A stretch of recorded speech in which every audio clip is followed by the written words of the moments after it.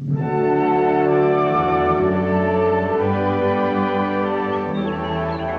accordance with a decree issued by His Honor the Governor, land taxes on the Western Territories have been declared delinquent on this day. If such delinquent levies are not received in Williamsburg within a fortnight, the land will be forfeit. Hey! Hey!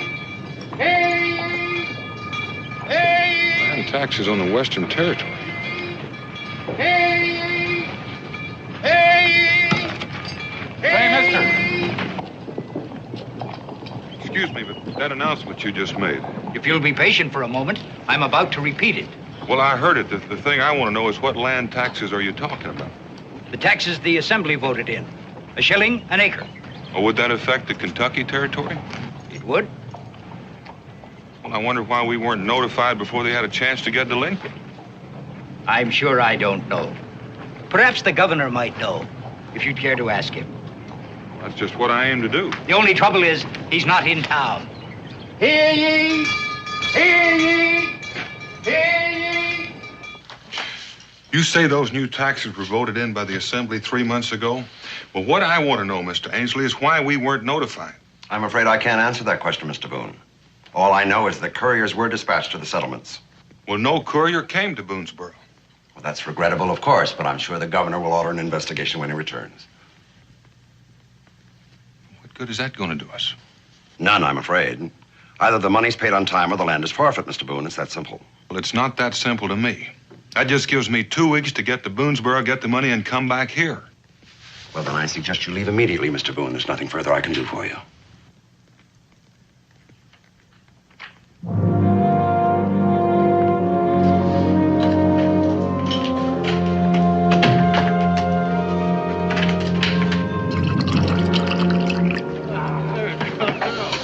Boone in Williamsburg?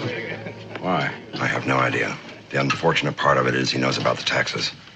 I expect he's on his way home now. I want him stopped. How? Shoot him if necessary. I won't have my plan spoiled now. Kill Boone? I don't know, Ainsley. Why? Oh, we'll let Stokes do it. He'll have no qualms about it. But you know the circumstances if you fail. Yes, Ainsley, I know them. Then keep them in mind. With 2 fast horses, you should have no difficulty in overtaking him. Goodbye, James. Go.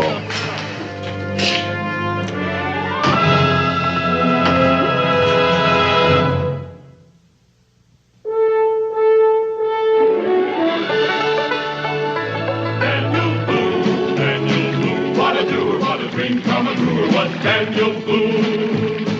From the coonskin cap on the top of old Dan to the heel of his rawhide shoe, the rippin'est, roarin'est, fightin'est man the frontier ever knew. Daniel Boone was a man, yes, a big man, and he fought for America to make all Americans free. What a Boone, what a doer, what a dream come truer was he.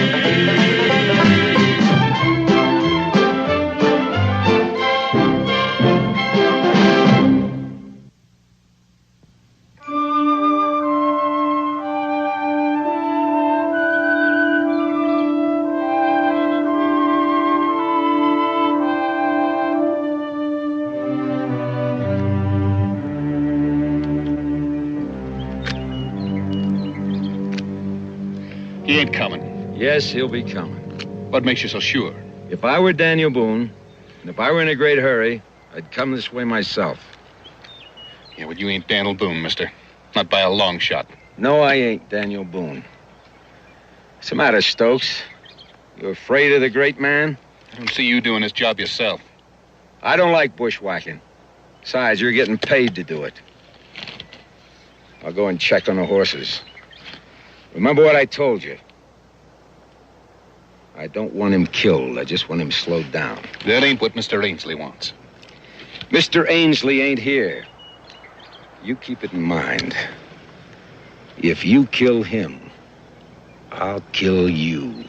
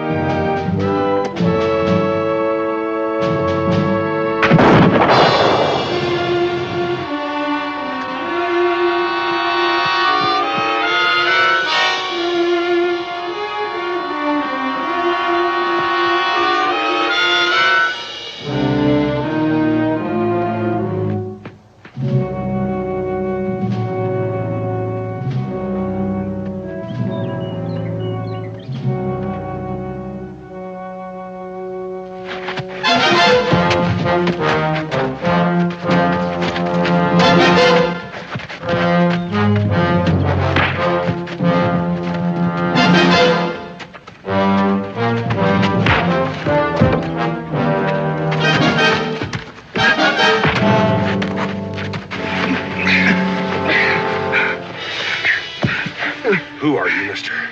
I have no quarrel with you, or have I? I thought you somebody else. What's your name? Stokes. Stokes. I'll remember that in case we meet again. There's a lot of questions I could ask you if I had time. Roll over.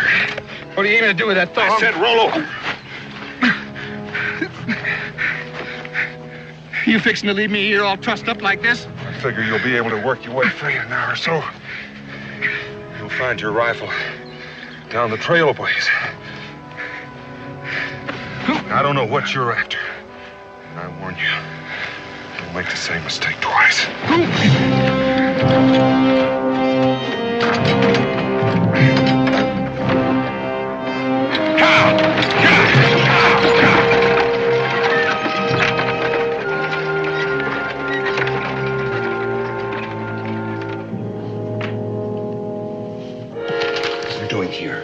I told you never to come to this office. Now, don't get your shirt in a knot. I made sure that the governor was gone before I come around the back way. I still don't like it. Oh, you ain't gonna like what I gotta tell you either. Boone ain't dead. You fool. You stupid fool. What happened? Well, Dorsey didn't want him killed. Seems like Boone's a friend of his. You were supposed to be taking orders from me, not Dorsey. Yeah, I know that. But you didn't happen to be holding a gun on me at the time. Dorsey did that? Mm-hmm. He said he just wanted Boone slowed down, not dead. So I aimed to hit him in the leg. Well, as long as he's unable to travel. Last time I saw him, he was traveling real good. I missed him. You missed?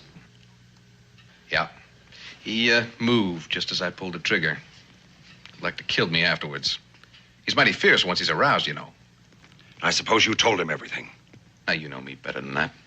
I didn't tell him nothing. Well, that's some consolation anyway. Where's Dorsey now? Last I seen of him, he was heading west. Said he was going to take care of Boone himself. He better had if he knows what's good for him. All right, Stokes. That'll be all. Ain't you forgetting something? Not that I'm aware of. You ain't paid me yet.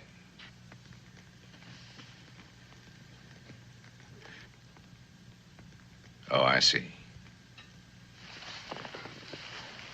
Well, maybe I'd better wait and just see the governor, huh?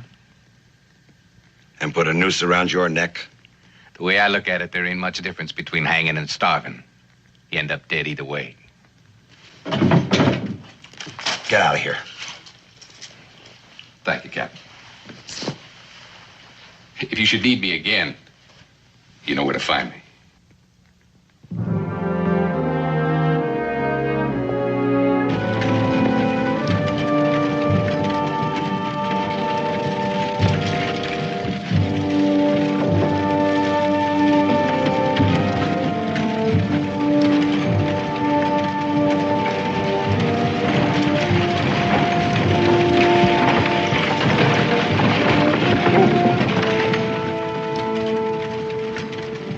What is it, Daniel? Didn't expect you back so soon. I didn't expect to be back soon. I hope I didn't startle you. But I have some news that wouldn't wait. You look like you've been traveling real hard, Daniel. Well, I have. Do me a favor. Will you sound that alarm and get everybody in the tavern? We got ourselves a problem. So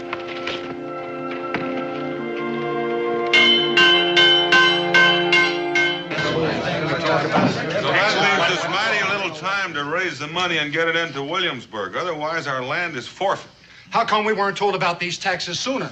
I reckon somebody made sure we wouldn't hear. Now, I was told that couriers were sent out 3 months ago. But on the way back, somebody tried to ambush me. Maybe that's what happened to the messengers. Well, who do you reckon is behind it, Daniel? I wish I knew. But if we don't get that money together, we're going to lose the land. In 10 days? Well, that's impossible. What are they trying to do to us? They're trying to ruin us, that's what. Now, I just don't have that kind of money. And I'll bet I'm not the only one here. Anybody here wants to buy me out, they know where they can find me. Stoner, we're not licked yet. Wait a minute, Daniel. Stoner's right. You break your back. Indians, wilderness, what for? So a bunch of fat politicians can... Clark, listen to me. Sure, we've all broken our backs trying to make something out of this country. But let's not bury it until it's dead. Oh, that's fine talk, Daniel. But where am I supposed to get the money if I don't have it? Well, there's not a man sitting in this room who hadn't helped out a neighbor when he was in a bad fix. And that's the kind of shape we're in. Lord knows there's not a lot of money around here, but some of us have more than we need, so let's start helping each other. Yes, but Daniel, supposing there is enough money between us, what can we do? You know, collecting it'll take a little time. We only have a few days left. You raise that money by dawn, I'll get it to Williamsburg. Look at him. He's about ready to drop in his tracks. Stoner. Wait. Stoner, did you ever hear Daniel make a promise he couldn't keep? All right, you miserable sod-busting, tree-chopping victims of tribulation and injustice. As head of the town council, I'm hereby open for business and tax collecting. I'm with you, Timothy. Daniel can do it if anybody can. But I've had all the faith in the world.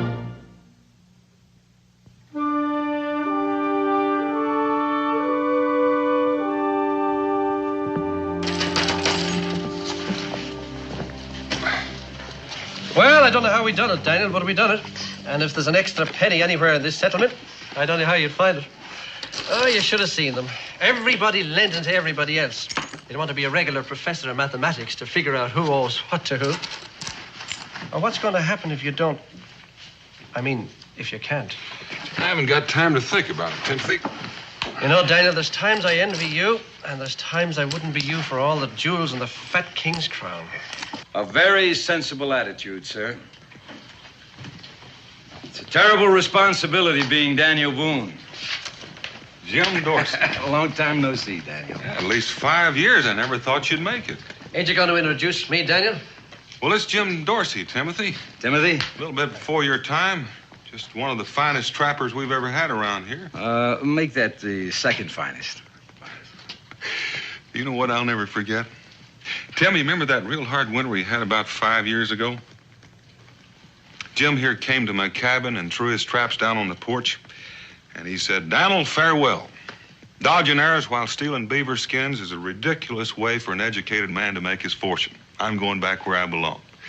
Looks like you did all right. Well, maybe I didn't make a fortune, Daniel, but I did make enough to buy an old friend a drink. Well, some other time, Jim. I've got some urgent business here. Hope you're still around when I get back. And be sure and say hello to Becky. Well, you don't really have to go at all, Daniel. What? That is the tax money, isn't it? How'd you know about any taxes? Well, that's why I'm here.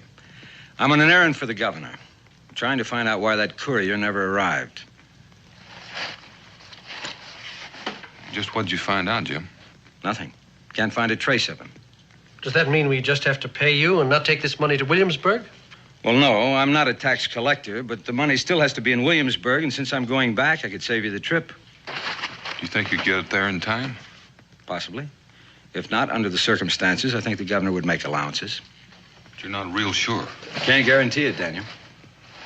Well, in that case, I think I better take it myself. Whatever you say. I was only trying to do you a favor. And I appreciate that, but we have a lot more to lose around here than you have. Whatever you say, Daniel. And besides, the Tuscaroras are on the warpath. Oh, hadn't heard that. I didn't know it until last night myself. At least now you know why I feel like I've got to go. Well, at least I could go with you. It'd be like old times again, traveling together.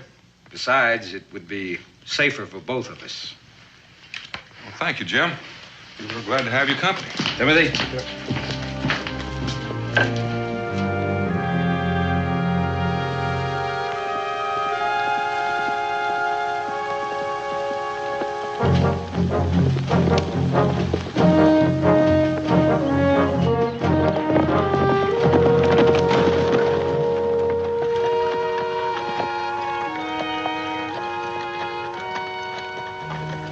How about those extra taxes, Jim? You must have some idea about them. Just about every penny in Boonesboro's in these pouches. Territory needs money, I suppose. Roads, fortifications. But why weren't we notified? That's a question I can't answer. I suppose the governor will be curious, too. Why only a 2-week extension? Don't they know how far away Boonesboro is? I dare to venture that 90% of the legislature's never been west of the mountains. They probably think it's a nice, comfortable carriage ride. I don't believe that. Something else to it. You know a man named Stokes? Never heard of him. Why? He tried to shoot me a couple of days ago.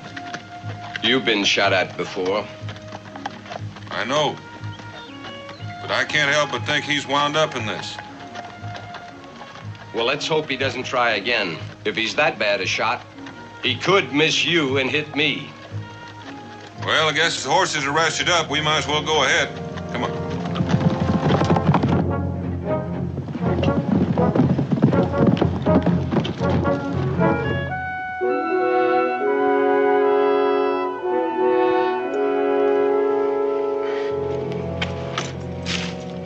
Somehow I just can't picture you cooped up with a bunch of politicians. Not after all the time you spent out in the hills. Don't you ever miss it? Not very often. I'm a town dweller now. I enjoy the finer things of life. Depends on what you mean by the finer things. Oh, a good soft bed, for instance. I don't relish the idea of sleeping on this hard ground again. As I have no choice. I must admit I'm pretty tired. If you get tired enough, the ground feels pretty good. Yeah? Then I think I'll go down to the creek and get one more drink before I turn in.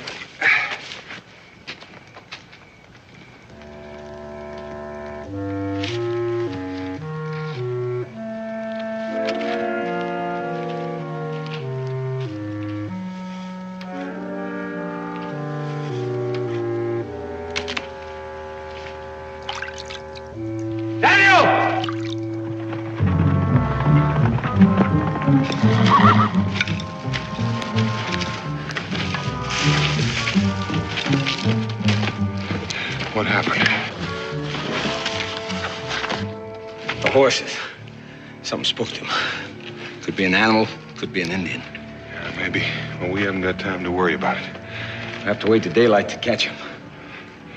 We haven't got time for that, Jim. We're just gonna have to walk it. Walk it? Don't be a fool, man. You'll never make it traveling by foot. I can try. Don't fool yourself for nothing, Daniel. Well, take the money to Boonesboro. I'll talk to the governor. I'm sure he'll grant you an extension. I don't dare gamble on it. Let's get started. We've got a long way to go.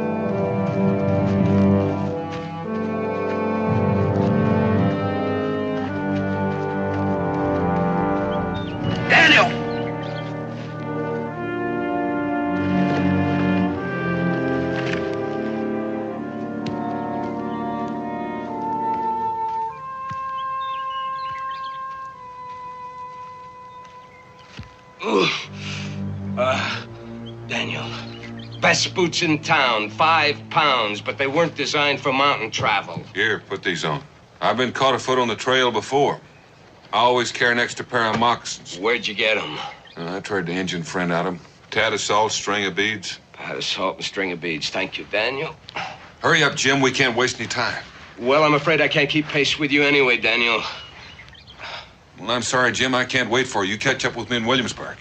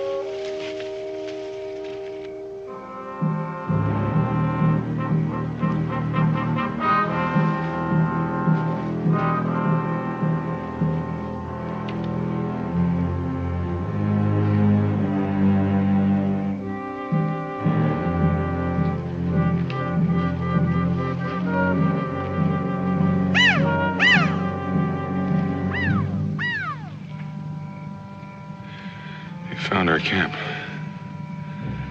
They'll be looking for us now. There's a cave up ahead a ways. You think you can find it in the dark?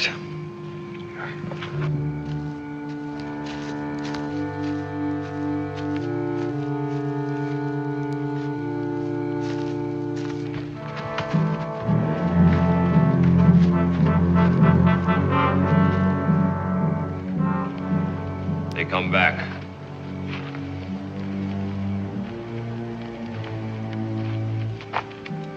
We wait.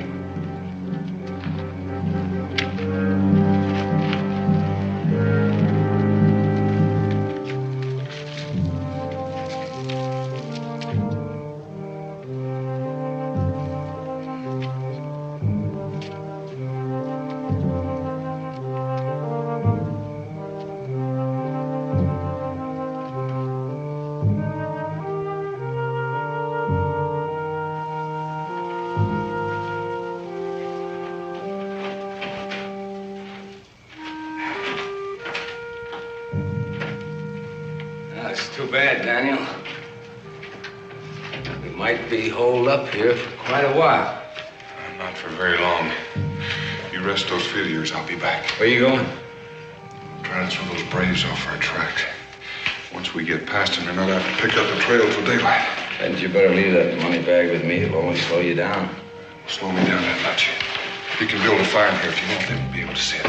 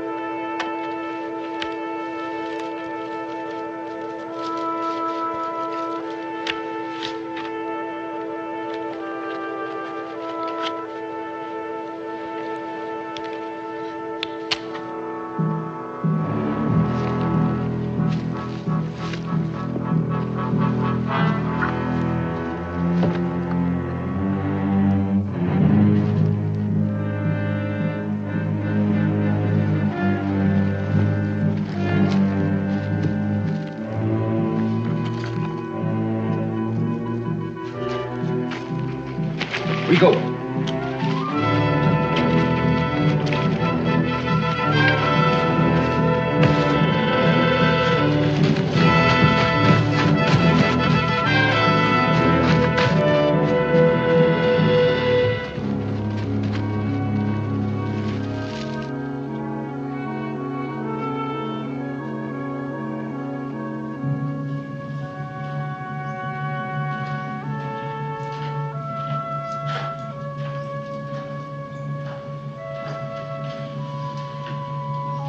Jim?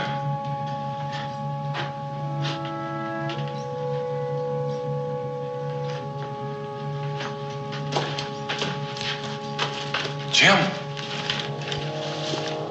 Still, Daniel. Still. Now move. Real careful. Slow. Slow, Daniel. Now, drop the gun. Drop it. Now hand over the money bags. Come on, Daniel, don't make me use this. Hand it over. You wouldn't shoot me for money, Jim. No, not for the money in that pouch. But you would kill me to keep me from getting to Williamsburg. Why? Why do you keep talking, Daniel? What difference does it make? Hand it over. Come on.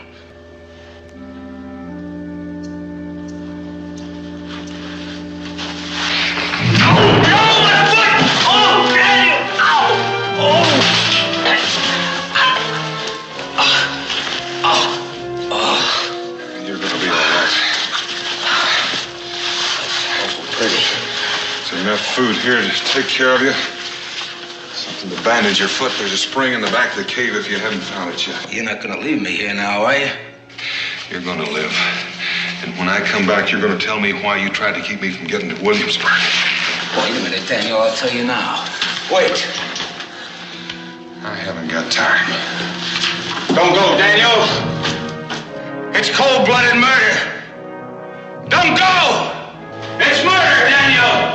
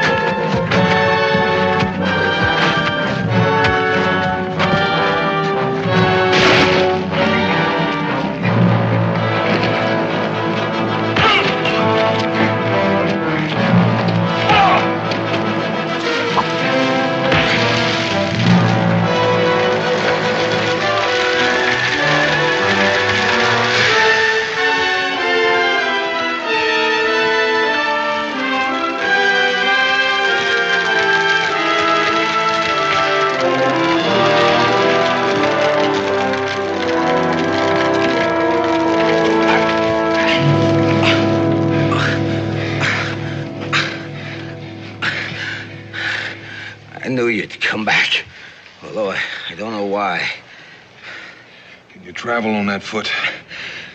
Travel? Where?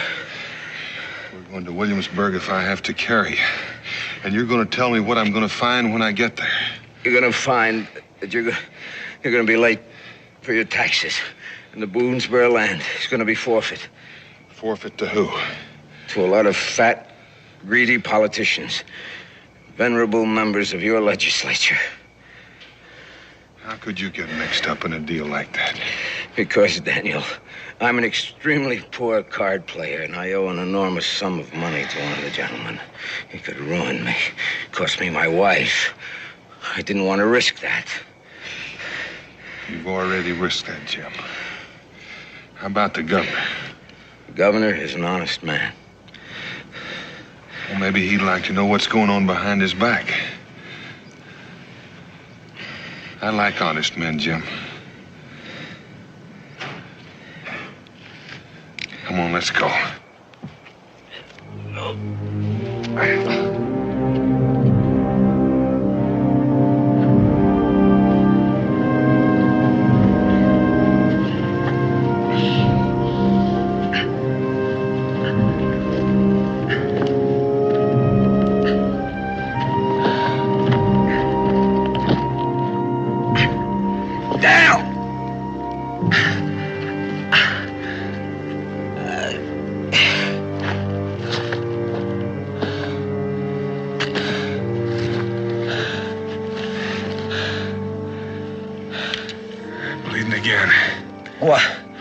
Why don't you go on alone?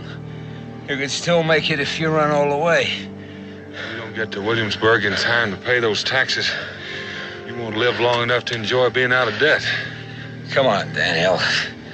I'm not trying to scare you, Jim. I'm trying to save your life, or maybe you never heard of gangrene. What are you gonna do? I think I'll rig up a travois. I can pull you faster than you can walk.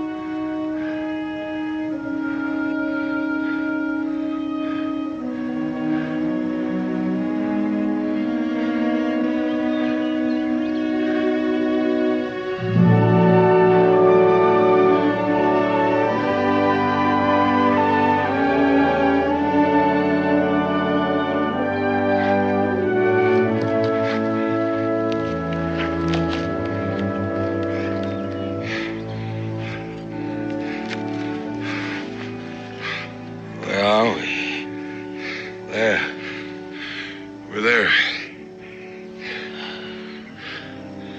What day?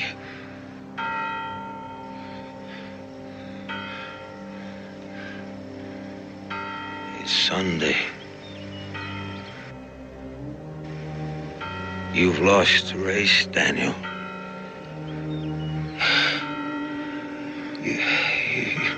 You've lost it.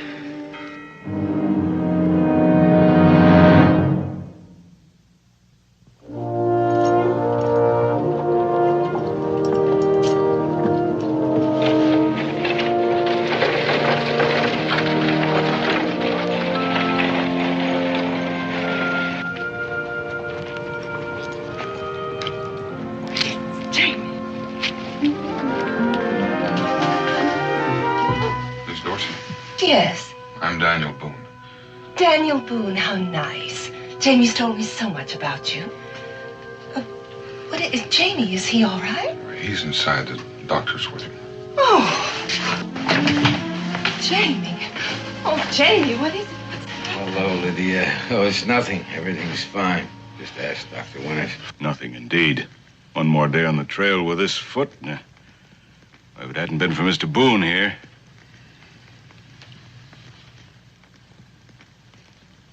Do you have any brandy in the house, Mrs. Dorsey? Yes, I do. I'll be going. Daniel. I'm sorry. Sorry.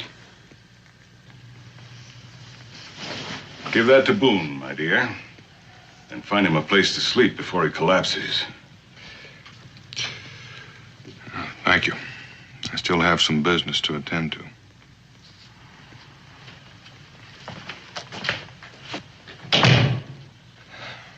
Lydia, I'll take that. Oh, where's he going? On a fool's errand, Doctor. I ought to know, because I sent him on it.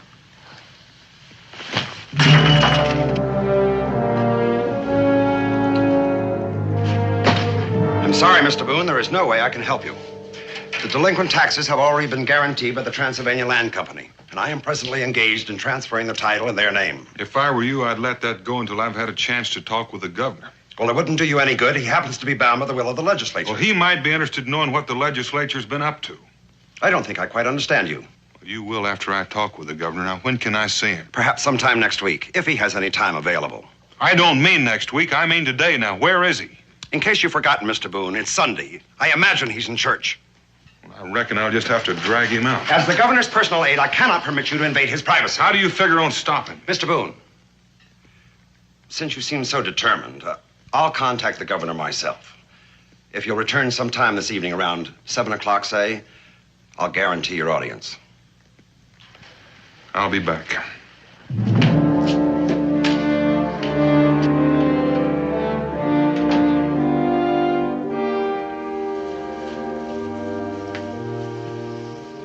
Thank you, Lydia. Know what you are. What? Never mind. I don't want to turn that pretty head. Jamie? What did you mean by saying that Mr. Boone was going on a fool's errand and that you sent him on it? Nothing important. Oh. Well, then if it's nothing important, then why do you look so troubled? Is it your foot, darling? The doctor said you had no cause to worry. No, it's fine. I was wondering what my life would be without you. Why should you wonder that? I'm not going anyplace. I hope not. But don't be ridiculous. Jamie, you know I couldn't ever leave you. It's not so ridiculous. Lydia, would you do a favor for an elderly cripple? Oh, I suppose that's you. I suppose. In the hallway there in the cabinet, there's a small strong box. Would you bring it to me, please? Thank you. It's a rather small receptacle to contain the futures of two people, isn't it? Oh, now you're being quite ridiculous again. No, Lydia, my dear. This, my dear, is Pandora's box, full of all the greed and miseries of the human race, a number of which I shall release shortly. Come in.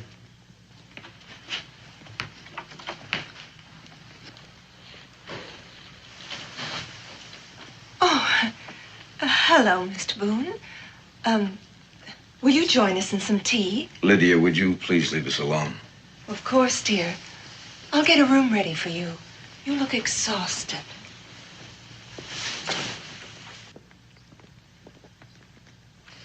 The answer was no, wasn't it?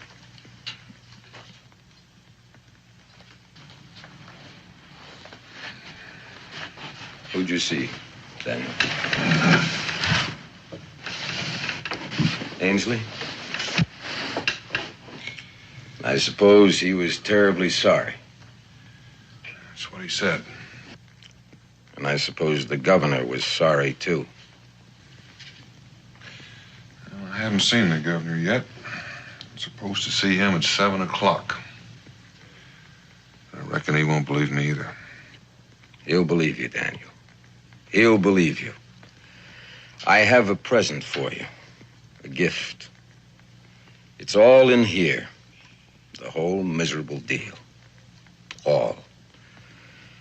You go get some sleep and bring the governor to me.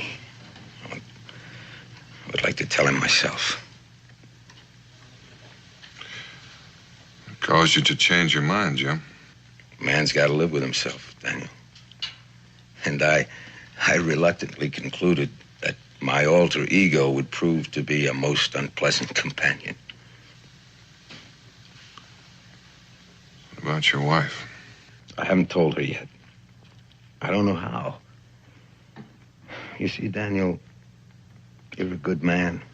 And I'm such a... That's the thing.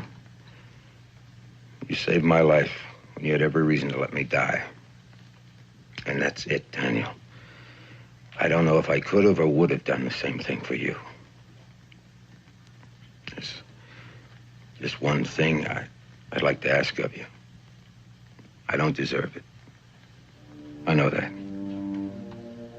But I'd like it. I'd like to be friends with you again. I'd like that.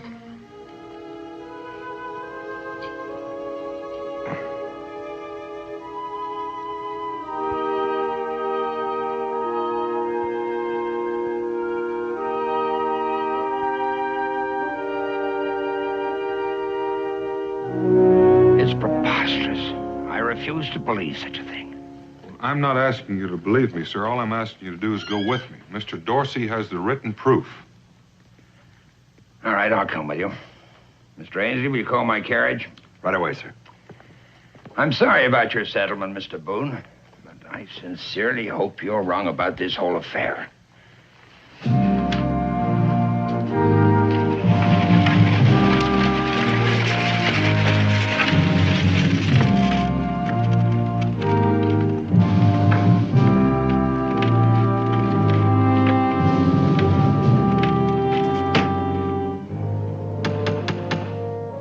Come in. Door's open. Governor, what a surprise to see you, sir. I'd offer you gentlemen refreshments, but I'm incapacitated. My wife's gone to bed. What can I do for you, sir? Well, what is this, Mr. Boone? What kind of a game are you playing? Is something wrong? Where's the strongbox, Jim? The evidence you were going to show the governor. What evidence? Boone, I don't understand. What's he talking about? Mr. Boone came to me earlier, Dorsey, and told me that you had evidence of a conspiracy to defraud the people of Boonesboro of their land, that you were part of it, and that you were willing to confess and give evidence to enable me to accept their delinquent taxes. Now, that was what you told me, wasn't it? That's what I told you. And that's what Mr. Dorsey told me. Well, Dorsey? Well, I don't know what to say, sir, except that I'm astonished. I can't imagine what you hope to accomplish by this foolishness, Mr. Boone. If it was intended as a joke, it's in extremely poor taste. I apologize, Governor, for my part in the whole affair. Night, Dorsey. Good night, Governor. Good night, Mr. Boone. I suppose I can't blame you for trying. I'll see you to your carriage, Governor.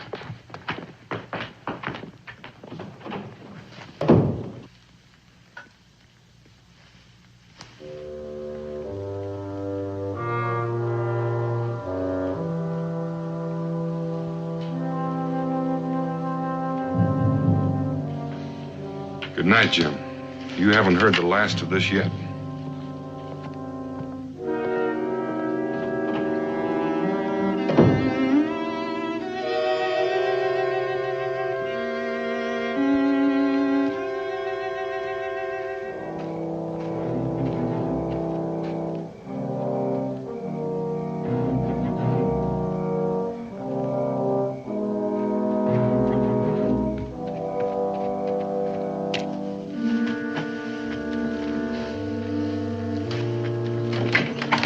James, sit down.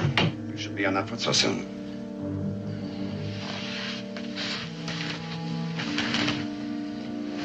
I want to have a little talk with you. Allow me to congratulate you on a magnificent performance. I think the governor was quite convinced. And give me back my IOUs and have my wife released. All in good time, James. But first of all, you and I should reach an understanding.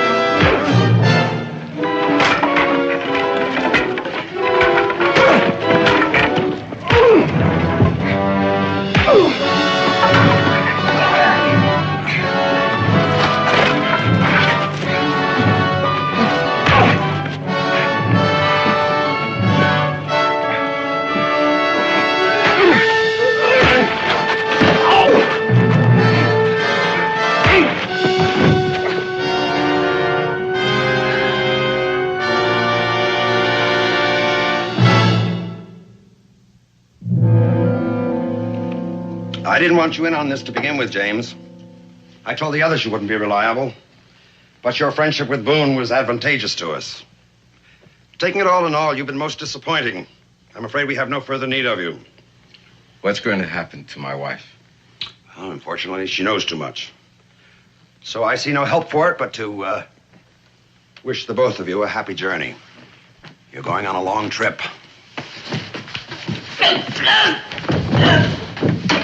Hold it. Put it down, Ainsley. Jamie. Jamie. I'm all right, Lydia. I'm all right. I never felt better in my life. You're the one that's going on a little trip, and I figure it'll be for a long time. We'll be back, Jim. We have a little talk with the governor coming up.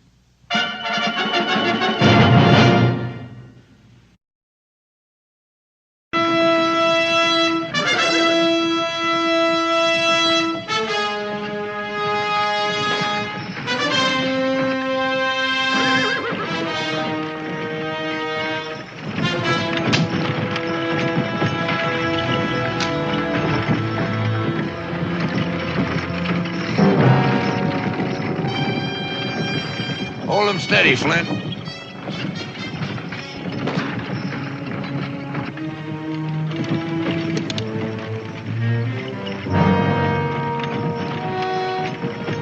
An engine. Where there's one engine, there's dozens of them. Roll him. Boone's Barrow's dead ahead. Come on, settle down, Jake. That engine ain't going nowhere. I ain't taking no chances with my supplies or my scalp. Let's go. Get up there. Get up. Come on, boys. Yeah. Come on, boys. Get up there. Get up there, boys. Come on. Yeah. Come on, yeah. Hey, watch it, Jake. Again. Hold it, Jake. Hold it.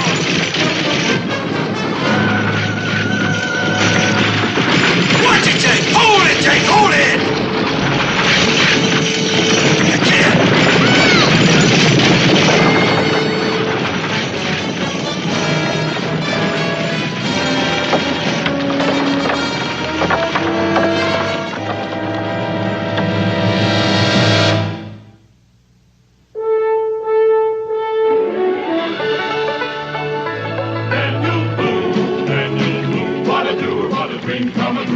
Daniel Boone. From the coonskin cap on the top of old Dan to the heel of his rawhide shoe, the rippenest, roaringest, fightingest man the frontier ever knew. Daniel Boone was a man, yes, a big man, and he fought for America to make all Americans free. What a Boone, what a doer, what a dream come truer was he.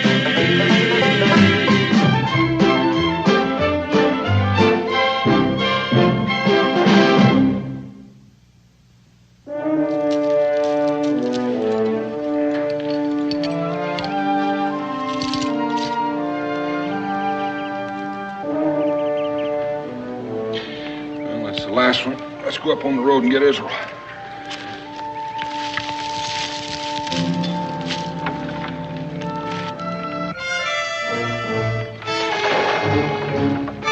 Tanya.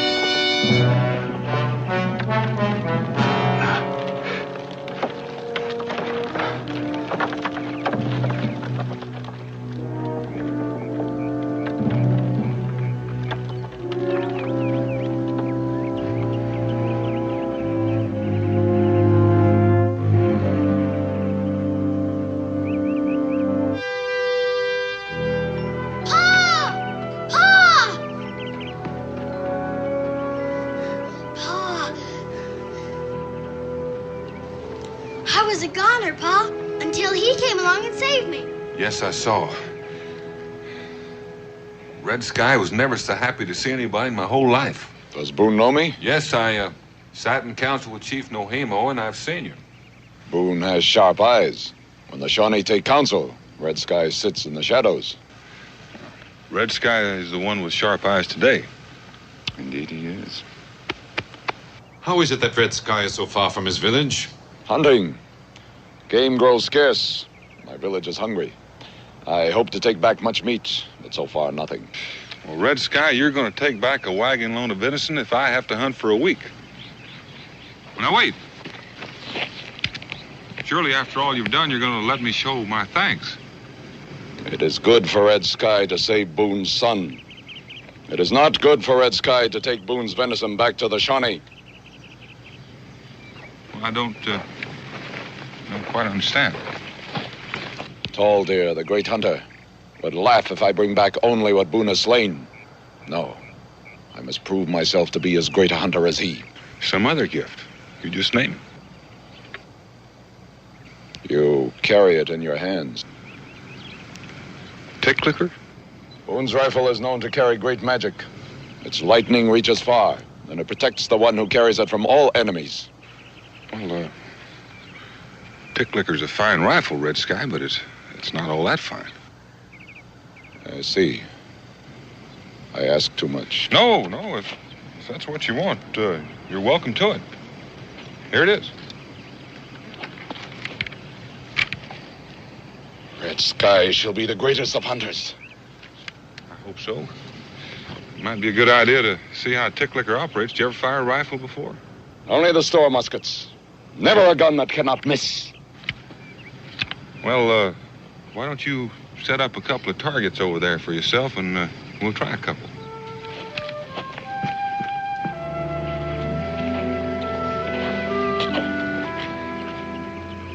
Somehow, Daniel, I believe that the sooner you can convince him that rifle isn't the magic he thinks it is, the better. I think he's about to find that out for himself right now.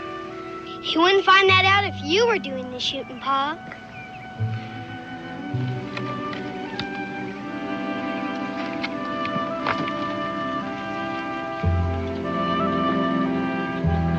Are you ready?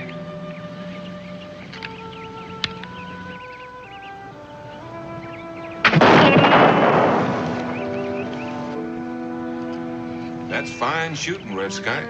Let me have old Ticklicker and I'll show you how to reload it. I'm going to put in a little powder. No more and no less than that. And a little shot. And we set the ball down solid. And then we tamp the patch down firm. Now a little powder for the pan.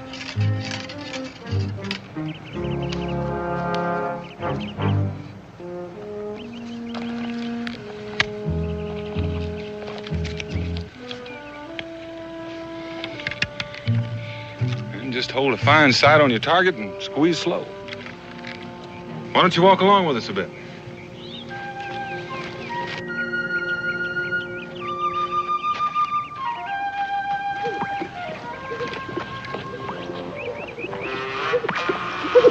Bird is not far off. It'll be food while I hunt.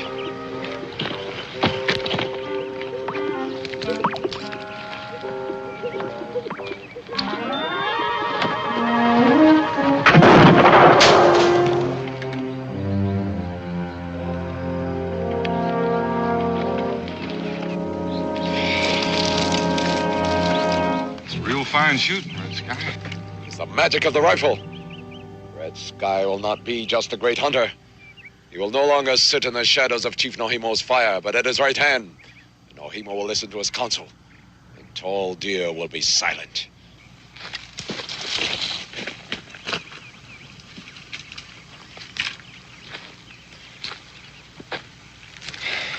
I wonder if he's always been that ambitious, Daniel, or if he's only now begun to feel that way. I don't know. I kind of wished he'd missed that grouse. He's got me almost believing that Ticklicker is possessed. Well, a Shawnee brave who's convinced that he carries great medicine can be a dangerous man. Yeah, but a Shawnee tribe with all the wrinkles out of their belly can be powerfully content. That's true. Maybe Ticklicker is magic, Pa. How could Red Sky shoot so well if it isn't? Well, maybe his belief gives him confidence and a steady hand. When next you visit Nohimo, I promise you a feast. Well, let's head for home. And now, young man, I want you to tell me how it happened that you were hanging over that cliff. I got run off the road. Run off the road? Yeah, by a couple of wagons going lickety-split.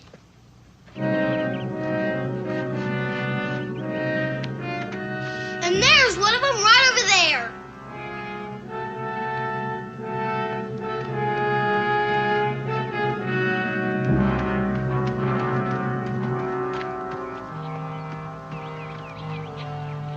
Hello, Boone.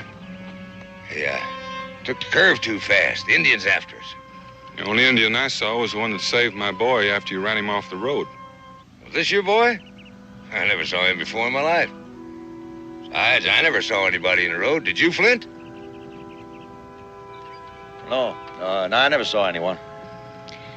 Must have been too busy looking for Indians that weren't there to see someone who was. Now, don't tell me what I saw or didn't see. I can believe my own eyes. Let's just let it drop, Jake. Especially since you're going to be laid up in Boonesboro a few days with that busted wheel. Come on, son.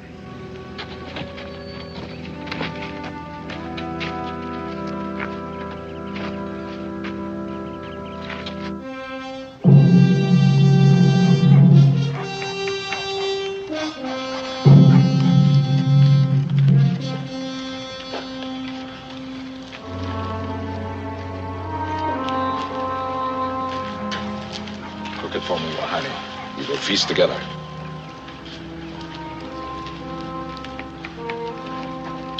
I have need of 4 braves, Nohimo. I am in council with Tall Deer, Red Sky. I join that council. I have brought food. Does Red Sky think because he brought home a turkey, it gives him the right to give orders and ask for warriors? Tall Deer speaks too soon. I ask for braves to help bring home more venison than I can carry. Perhaps Tall Deer will join these braves. Take care, Red Sky. If what you say is true, I will send women for the venison. If it is true. You doubt my word? We shall find out. Wahani. No, Wahani stays here. You see, there is no game. Once more, I ask Tall Deer to see for himself. How did Red Sky suddenly become such a hunter? With powerful magic, Nohimo. The gun of the long knives, the rifle of Daniel Boone. This, at least, is true. I have seen it in Big Turtle's hands. Red Sky stole it. A gift. A gift for the life of his son. You go, Red Sky. Go now and never return, or you will die. Tall Deer has called me thief and liar. It is he who will go, or die. Red Sky is brave while he holds a gun, and I am unarmed. Your gun stands in front of your wigwam.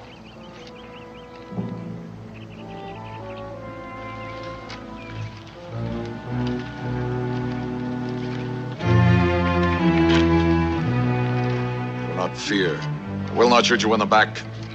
Take your gun and go. You are safe. I go, Red Sky.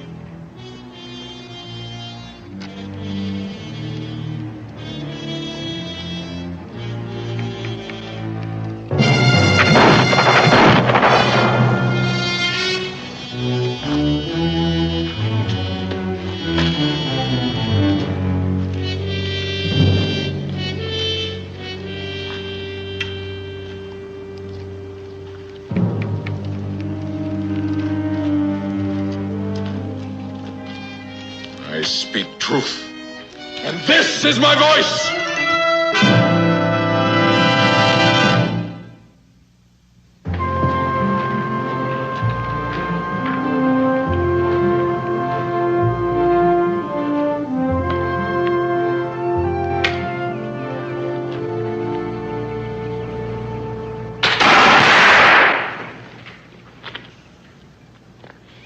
I sure feel awful being the reason why Pa had to give away old Tick Licker. Well, he was grateful, Israel. Besides, don't you consider yourself worth more than a gun? Well, maybe.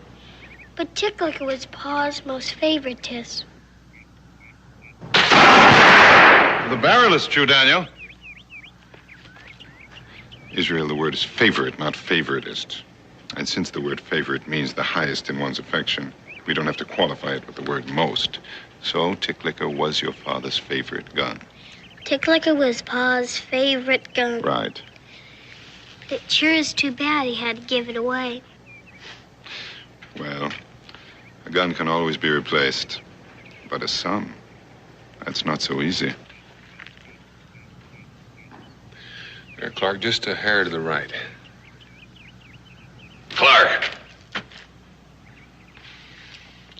You gonna fool around with Boone's gun all day? You told me my wheel would be rimmed and ready to roll come noon. Yeah, well, it ain't quite ready yet. Takes a little time to shrink a rim onto a wheel. How much time? I got a load of supplies to get to Harrodsburg. I'll be with you just as soon as I finish helping Mr. Boone. Go ahead, Clark. Get Jake's wagon rolling. Hey, Pa, look!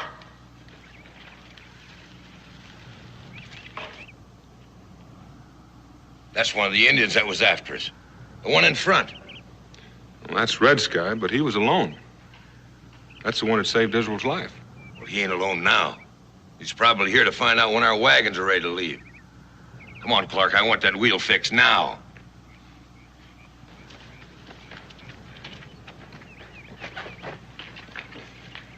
Hello there, Red Sky.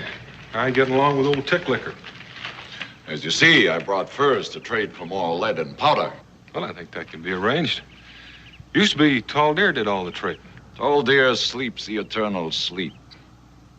It is Red Sky who sits at the right hand of Nohimo. What happened to Tall Deer? He called me liar when I said that Tick Licker was Boone's gift. Tick Licker answered for me.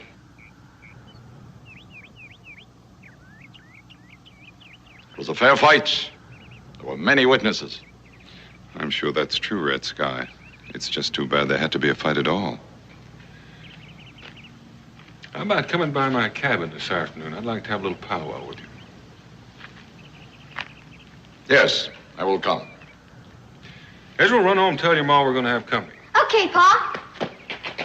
You will soon learn, Red Sky, that sometimes Tick Licker misses. It cannot miss. I would ask Boone a question. Go ahead. Why have you not killed the man who almost killed your son? You mean Jake Manning? Well, he claims he didn't see Israel. There's no way to prove he's not telling the truth. Either way, it could have been an accident. Can it be that without the magic of Tick Licker, Boone dare not face his enemy? No. Let's go see what those furs of yours are worth. No. Boone has done much for me. I am no longer a child to be led by the hand. I will bargain these furs myself. Fine, Red Sky. I'm sure Higgins will give you a fair price. I'll just stay here and fire a few more rounds with my new rifle. When you get ready, come by and get me. Wait for me at the river. There will be much to carry.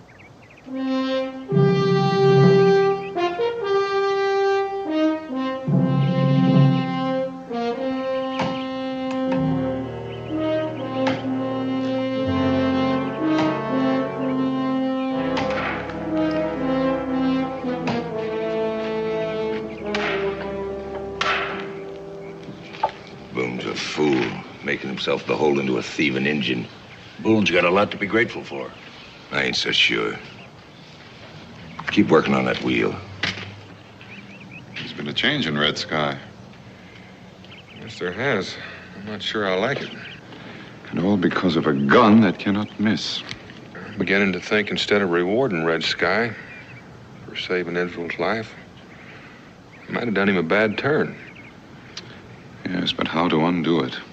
Well, when he comes over this afternoon, I just might get him in a shooting contest. Sooner or later, he's bound to miss. How'd you like to join us? I'd be delighted. But you'd better get some practice in with that new rifle, or you may be the first to miss.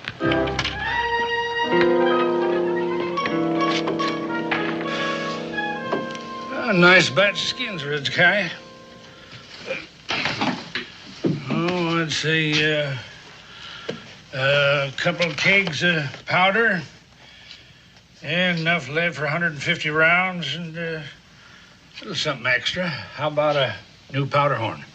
No, something to please a young woman. Yeah. Well, got a whole shelf full of trinkets there. Take a look while I get your stuff together.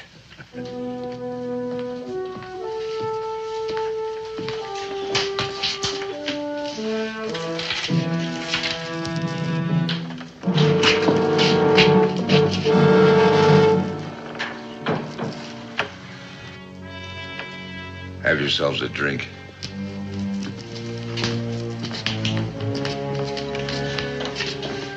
Find yourself a new war bonnet, Injun? I've seen you before. Yes. Turn around when I'm talking to you. And speak softly. Better get down. Hurry. You're a mighty brave buck with that rifle, ain't you? Well, you don't scare me none. This Injun was out spying on my wagon train coming into Boonesboro. Now he's come back with some others, waiting for us to leave so they can ambush us. Ain't that right, Injun? Talk on, white man. Take it easy, Jake. Red Sky's here to trade furs. Besides, we've got a peace treaty with the Shawnee. I ain't trusting to no peace treaties. I want this Injun locked up until my wagons are a good half day on the road. The wagon driver has guilt on his mind. What are you talking about? You hate me because I am witness to your cowardice. Witness to what cowardice? A boy on the road. Boone did not see, but I saw. You forced him over the cliff. You watched him falling and you drove on. Well, that's a lie. You have a gun in your hand. See if it speaks truth. Hold it, both of you. Clark's got your wheel and collect your men and start rolling. With that Injun on my trail? Nobody's gonna be on your trail. Red Sky's coming home with me. Now move!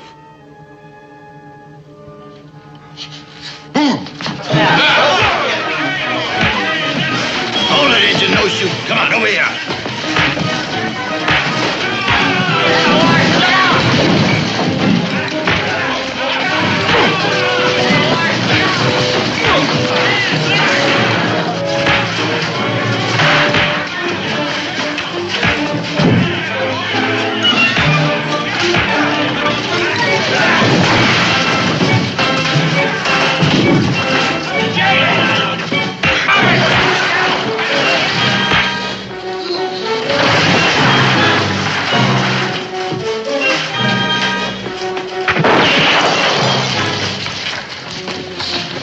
Those folks in Harrodsburg didn't need their supplies, I'd go on your way.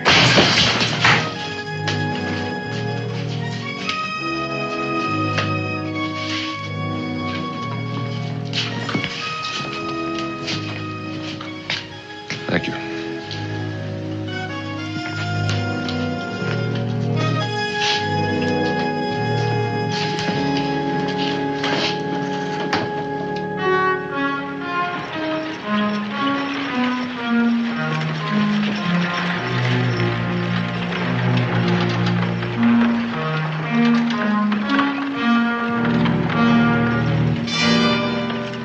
I still do not understand why you did not kill Jake. Well, because in the white man's world, Red Sky, we have laws that tell when a man can be punished by death. And what Jake did to your son was not enough? Nope. Driving away without knowing that Israel was safe was mean and cowardly, but it's not reason to kill. Insult is not enough? His striking you was not enough? No, he was drunk. Then what is enough? Well, a man can kill to protect himself or the lives of others. And there might be a few other reasons to justify killing, but not many. I would kill for many reasons. What do you say we get started?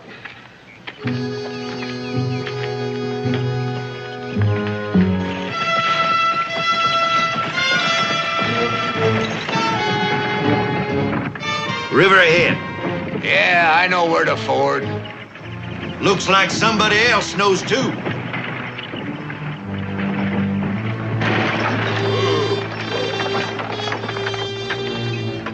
Could be those skulking Shawnee waiting for us.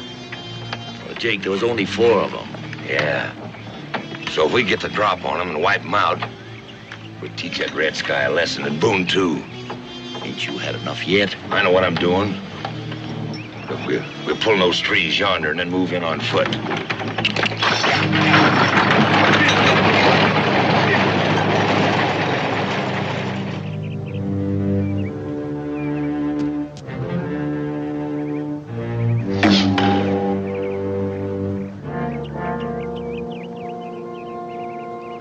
They don't look too warlike to me, Jake.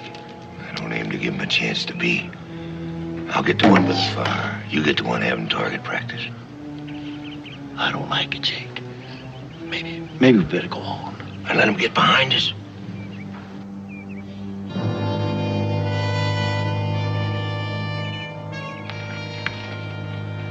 All right, we'll take turns. The first one misses is eliminated. Last one still up wins. Right, Red Sky? Unless you both miss, we will shoot forever. All right, who's going to shoot first? I don't mind getting mine over with.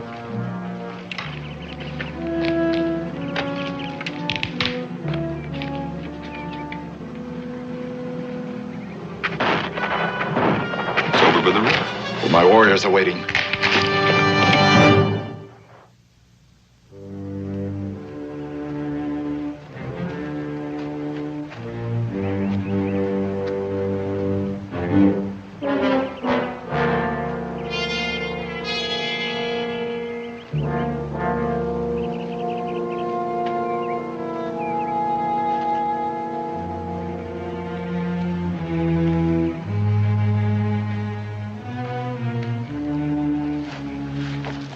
Is this not reason to kill? It does look like cold-blooded murder. And the white man's penalty for murder is death. We have to know for sure who's guilty. It was Jake Manning and his men. Who else would leave wagon tracks? That seems most likely. There were 4 men, all right. Whether or not they're all guilty, we don't know yet. I know. Wait. We have to prove it first. How? By going back to the fort, by getting witnesses, by having a white man's trial. I promise you that the men who did this will pay the white man's penalty. I want you to go with me, Red Sky. It's up to the white man to punish his own kind that break the treaty with the Shawnee. The bodies are not yet cold. The wagons cannot be far off. We might catch them and take them prisoner before they get to Harrodsburg. Prisoner? You go on, Boone. Get your witnesses. Well, where will you be? I remain here with the dead. Bingo will stay with you. I'll be back as soon as I can with all the men I can muster.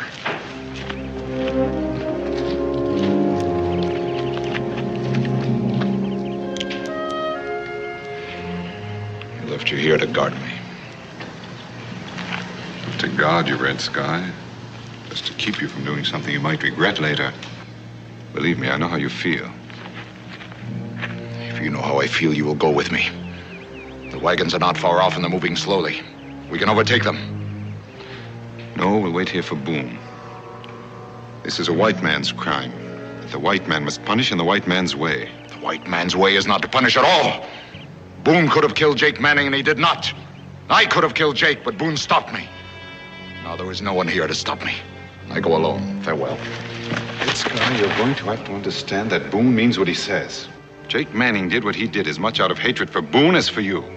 If you go after those men alone, they could kill you too, and then claim they acted in self-defense. Dead men say nothing. That would be worse. The truth must be known. This could lead to all-out war. Those men have to be tried. I will try them with this. You remain here. Wait for Boone. Tell him that Red Sky does not need white man's justice as long as he holds in his hands the magic gun. As long as Red Sky believes that gun is all-powerful, there's no courage in what he does. You're not killing for justice.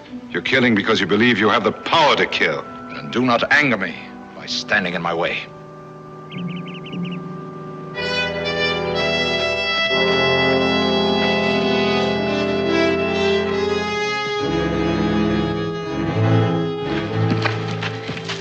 Oh, honey. I came to help you carry the supplies. Your face, your eyes. What's happened? My warriors are dead by the hands of white men. Wahani, go back to the tribe. Tell the braves they will find Red Sky on the road to Harrodsburg.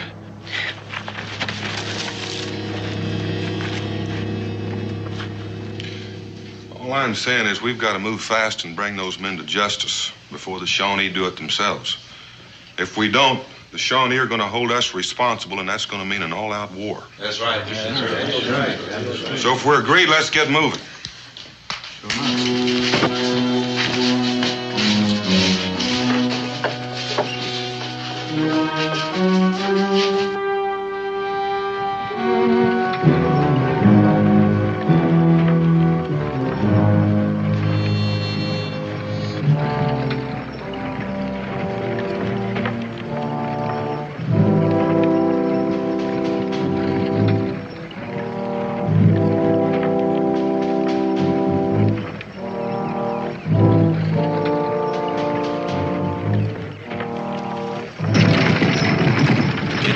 murder, Jake. And I had no part in it. All I'm asking is, if anybody says anything, tell them we were attacked. A man's got a right to defend himself, ain't he?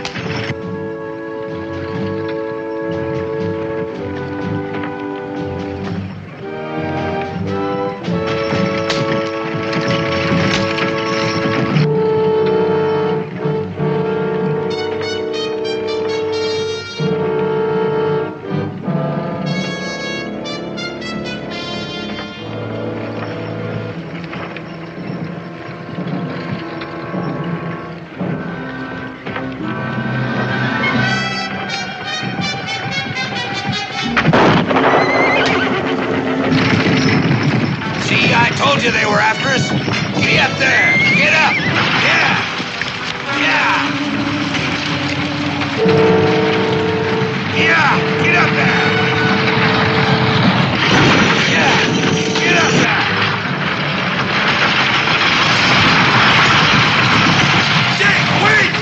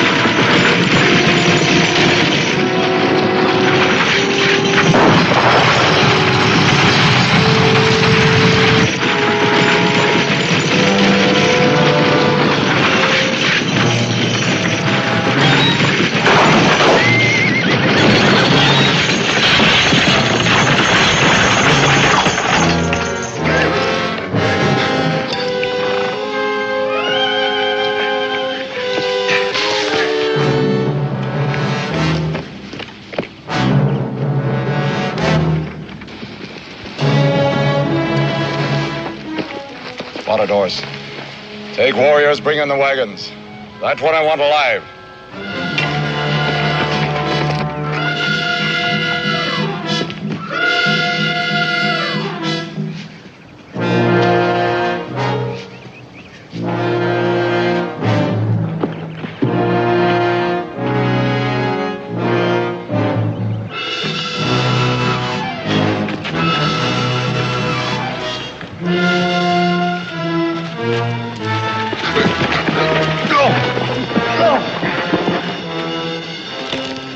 What happened to Red Sky? I'm sorry, Daniel. I couldn't stop him. He's gone after Jake himself.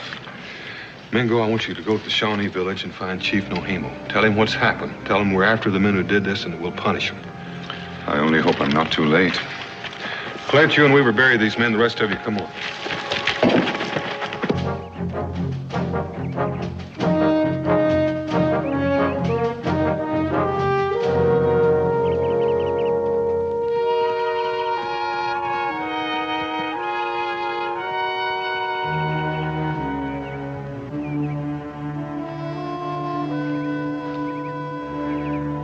Here's one that's not going to tell us what happened.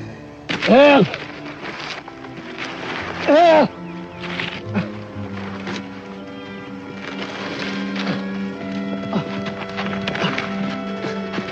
Red Sky. I saw him. Tell me this, Flint. Who killed those Shawnee braves? Jake and the other two drivers. I tried to talk him out of it, but Jake, he hates Indians. Scared of them. All right, save your strength. I'll want you to say that at the trial if there's anybody left to try. Ira, you and Williams put a splint on his leg and bring him along. The rest of you come along with me.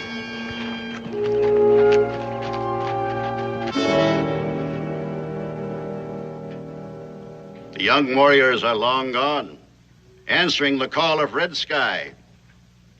And if all is as you say, the killers will die. But Red Sky cannot take the law into his own hands. Boone wants those men tried as an example to other white men who violate treaties.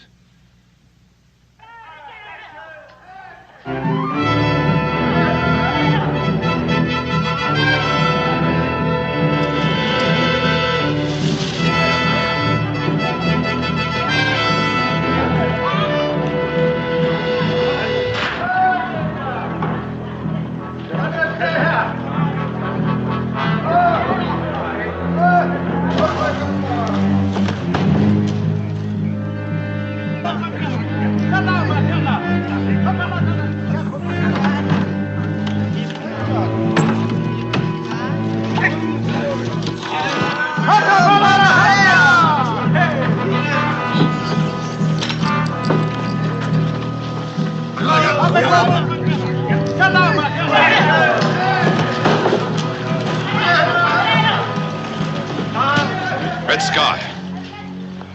These supplies belong to the people of Harrodsburg. These men were only delivering them. People of Harrodsburg can have them, if they can take them. You know what that would mean? Yes, war. They will die. Red Sky, can't you see what you're doing? Boone is trying to help you. He wants that man himself. And let Boone come for him. To bring all of his men and try to take my prisoner away. I will keep him alive for him. But tell him we wait for him with many guns, led by the gun that kills and kills and kills.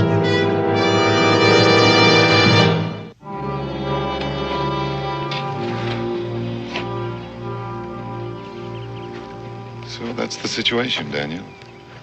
In all but name, Red Sky is chief. He's beyond all reason.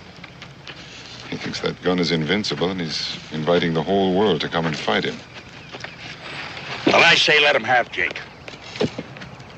I'm not risking my skin to save any cold-blooded murderer. That's not the point, Clark. I'm not too interested in saving Jake's neck myself, but I am interested in saving all the rest of us. Red Sky has to learn the meaning of the law.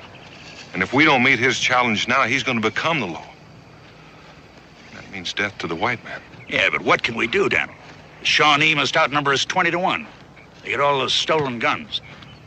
No, I say we warn the folk at Harrodsburg and then get back to the stockade where we'll have a fighting chance.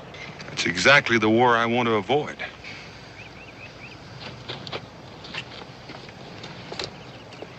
There just might be another way of doing this. Mingo, I want you to go back to Red Sky. Only this time I want you to take a challenge to him. From me.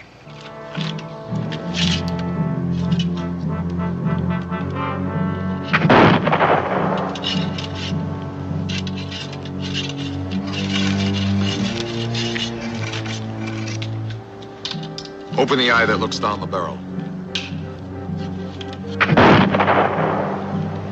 Red Sky.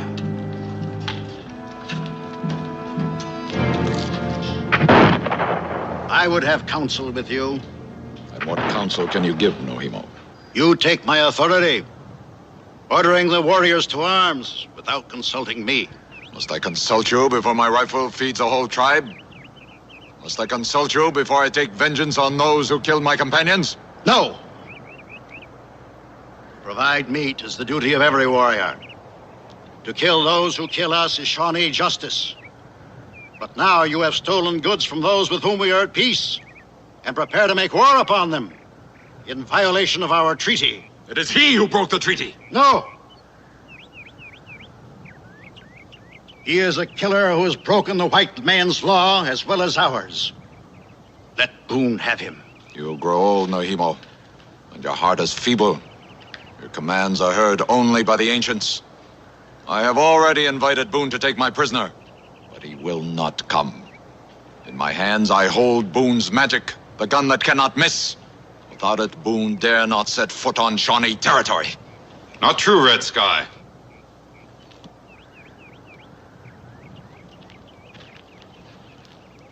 Daniel Boone has accepted your invitation.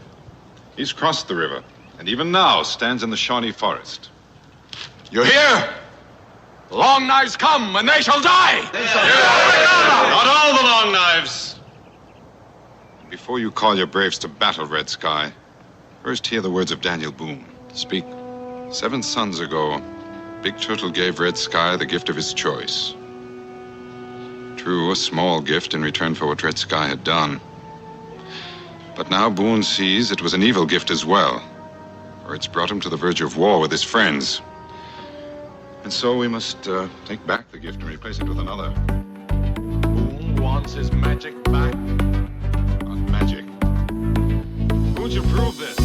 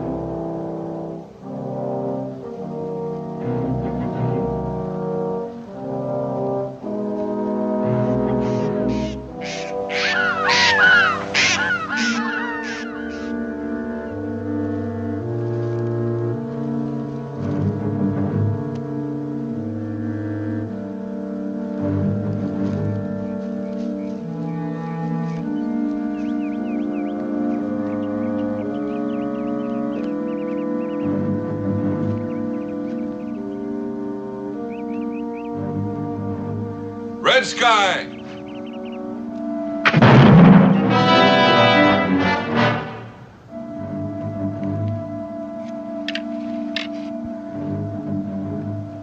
I was miss number one for the gun that never misses, Red Sky. I could take that gun from you, but I'd rather you'd have a few more shots first.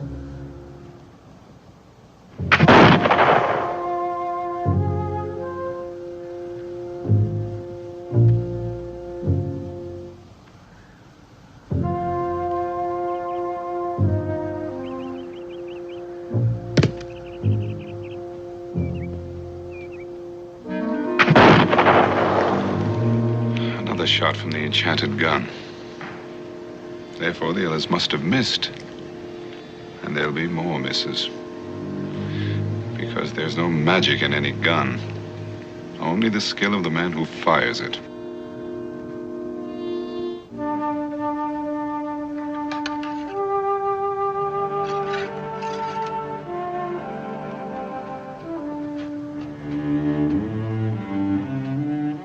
You must be running out of powder and shot.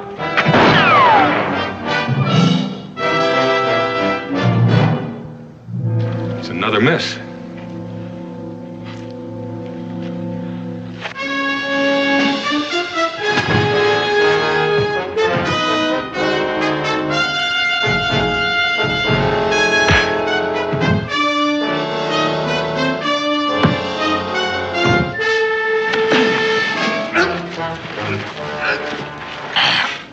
Red Sky, listen to me. You saved the life of my son, and I'm giving back your life. It's just one of the gifts I still owe you. I do not want my life to live disgraced in the shadows. Maybe I'm giving you a chance to come out of the shadows. No chief ever ruled his tribe with superstition, and no man is a law unto himself. Now, you've killed 3 men, and that's enough. Now, I'm gonna let you up. Don't try to run, and don't fight.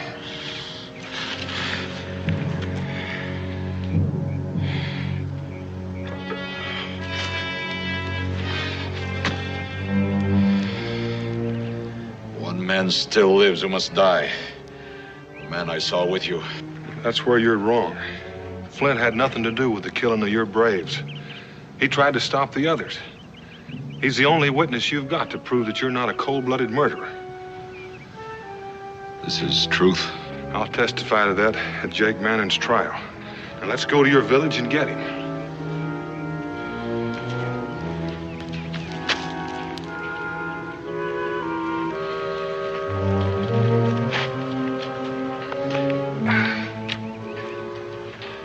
Never was magic, Red Sky, but it's still a good rifle.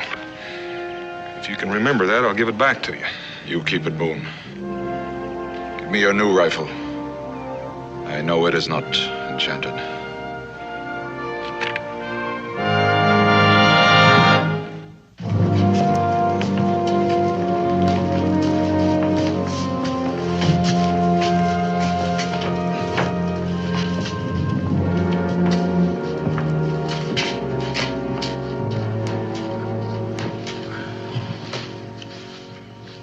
Has the jury reached a verdict? Yes, Your Honor, we have. May the court hear that verdict? Yes, Your Honor. We find the prisoner guilty of murder in the first degree.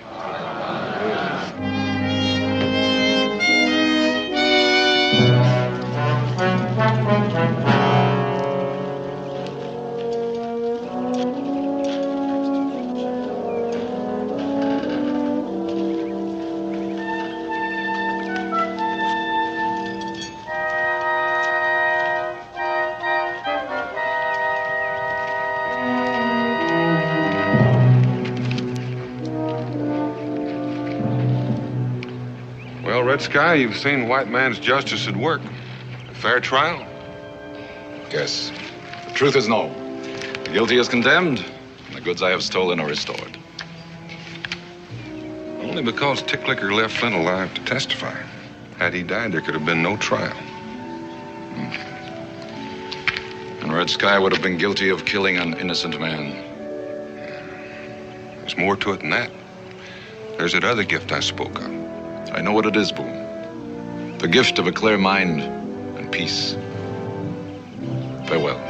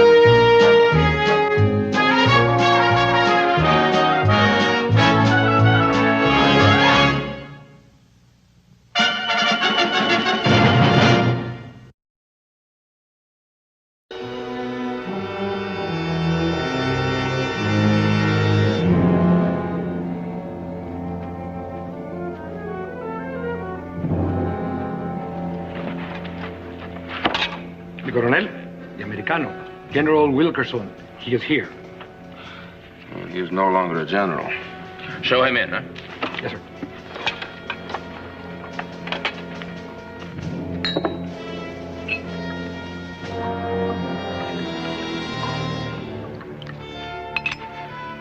Will you join me in a glass of wine? Thank you. Salute. To the success of our mission. What mission? General de Cordova tells me you have a plan. I am most anxious to know what it is. I was to discuss that with General de Cordova. Oh, he's in New Orleans attending to other matters. I am in command here. Colonel Navarro at your service.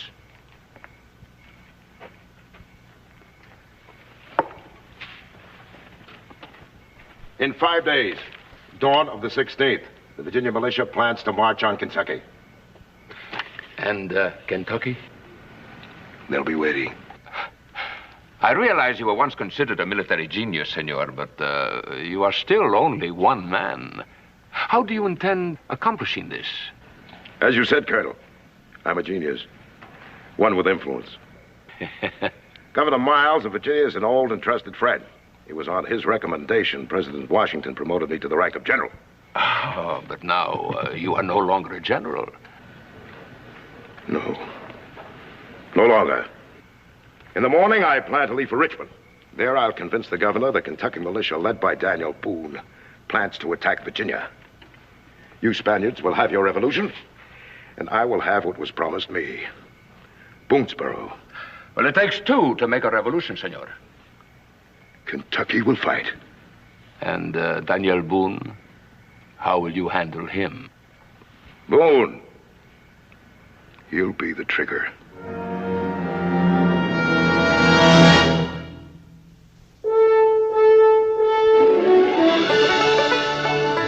Daniel Boone, what a doer, what a dream come a brewer was Daniel Boone. From the coonskin cap on the top of old Dan to the heel of his rawhide shoe, the rippin'est, roarin'est, fightin'est man the frontier ever knew.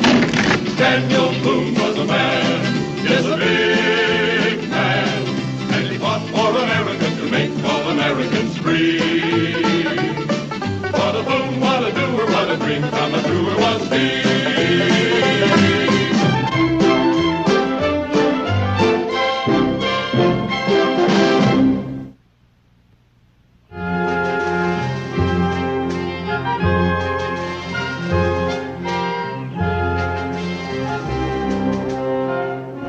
General, Governor, I realize it's difficult to believe.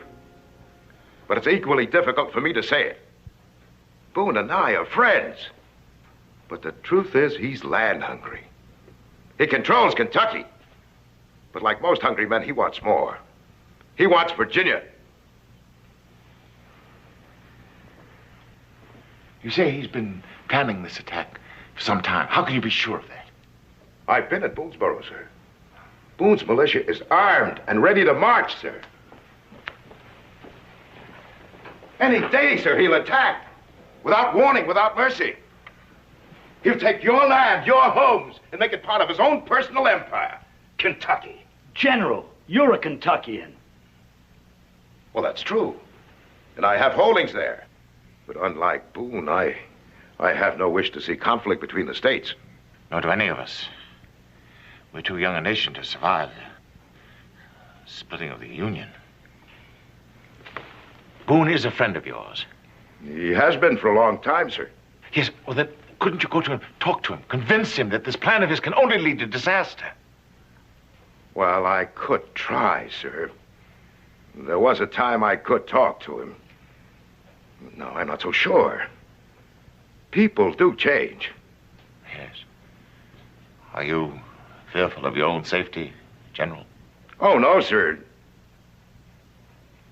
Well, if something should happen to me... Governor,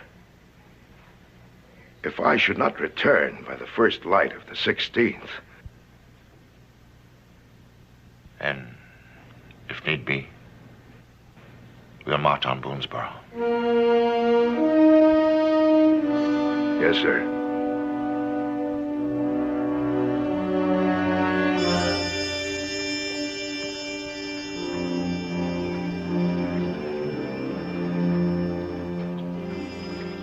General, it's been a spell. How long, Dad? I don't remember exact dates, but the last time the Shawnee were just about to have you for breakfast. Then you showed up. Now, how could I have forgotten that? You know, it's a safe bet the Shawnee haven't. Your message sounded urgent. Dad, the Spanish want Kentucky. Well, they have for a long time. So far, we've managed to discourage them. This time, they've got help. Virginia. Virginia? Mm-hmm. Dad, there's going to be a war between Kentucky and Virginia. And when the smoke clears, the Spanish are just going to walk over the dead bodies from both sides and take over. Just like that. Well, they seized control of Kentucky. They have control of the Mississippi. And they can stop the spread of the settlers west. That's you, Dad. Now, I was to see that war is a reality. Virginia will fight. What'll make Kentucky fight? Your murder by the Virginians. Why? Call it ambition. Treason might be a better word for it.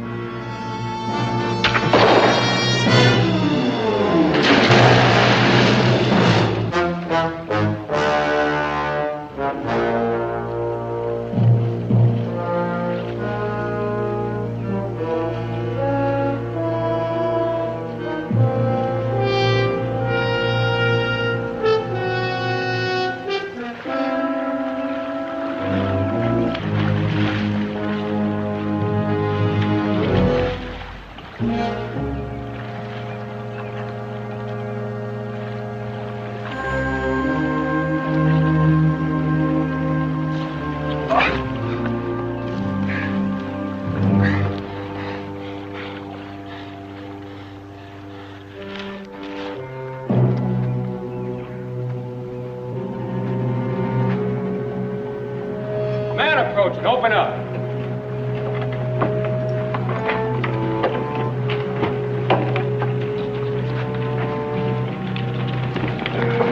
General Wilkerson. He's hurt.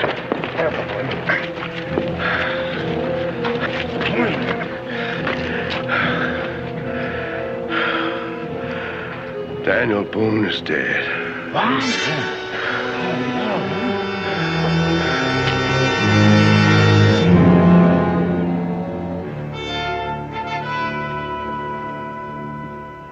should never have brought Dan into it. No, it couldn't be helped. Kentucky was at stake. Daniel Boone was Kentucky. Well, all he wanted was to discuss peace, to prevent a war. But they never gave him a chance. They just opened fire. And then Dan, he fell. And then I... Best have that wound looked after, General. There's time for that. But there's no time for Kentucky. We best prepare for an attack. Bring in the homesteaders. Barricade the walls. Come on, let's do it now. No! You hide behind these walls, and Virginia has more than half won. The only way to save Boonesboro and Kentucky is to hit the enemy before he hits you, and hit them hard.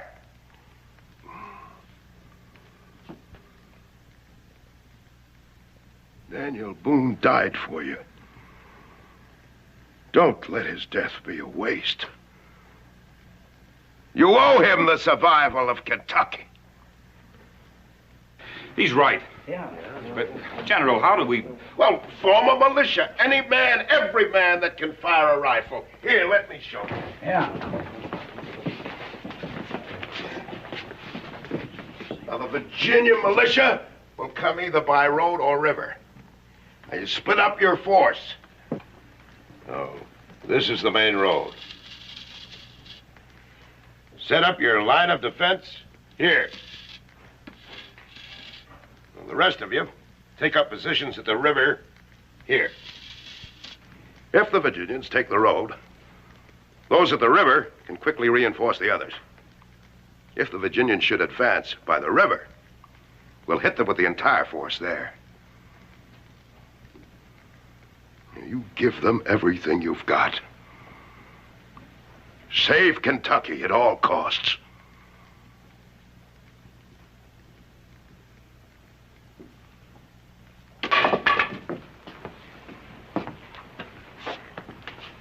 You'll need leadership. I offer you mine.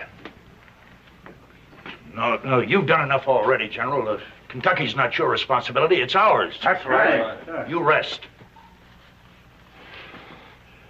Now, you heard what the General said. Come on, let's get moving. Oh, I can't bring your gun,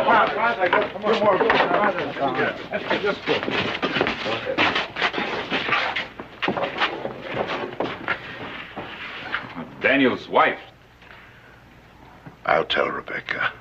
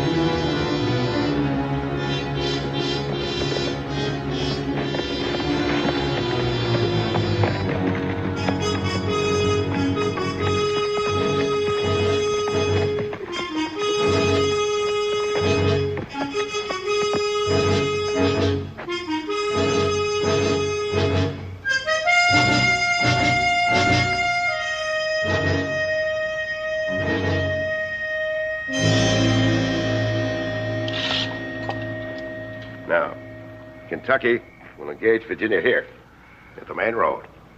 Now, you tell the colonel to employ his troops here and here. So after Kentucky and Virginia have their war, he can cut the survivors down to the crossfire. And Kentucky will be his. Correction. Ours. Now, you tell the colonel he has my word. Be sure that your word is good, senor. You doubt my word, Lieutenant? Now, ride.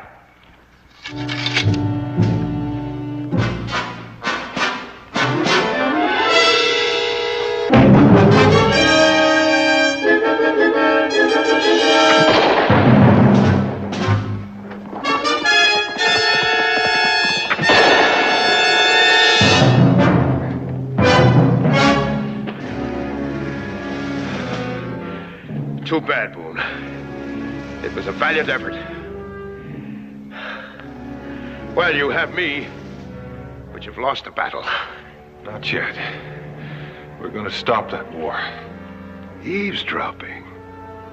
What some people won't stoop to in times of emergency. Take off that shot pouch. And while you're at it, toss me your canteen.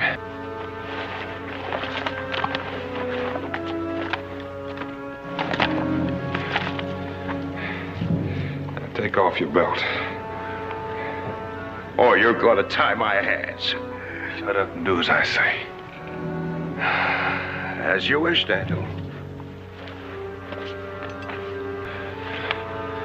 A lesson in military strategy. Never let the enemy slow you down. Shoot him first. I would if our positions were reversed. You already have. Now turn around, get down on your knees, and hold your hands up. You haven't a chance, Daniel. Colonel Navarro was camped just over those hills. The only chance you have is on your own. I can stop Kentucky, but I need you to stop Virginia. Now get down on your knees.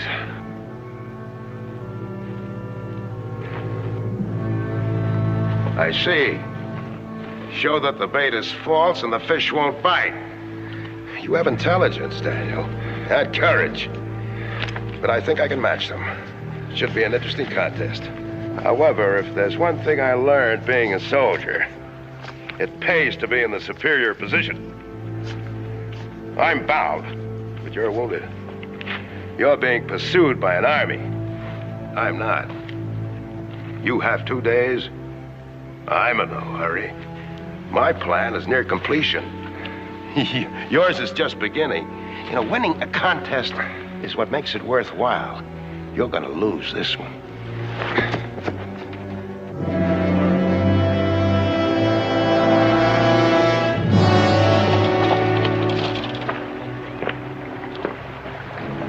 You first.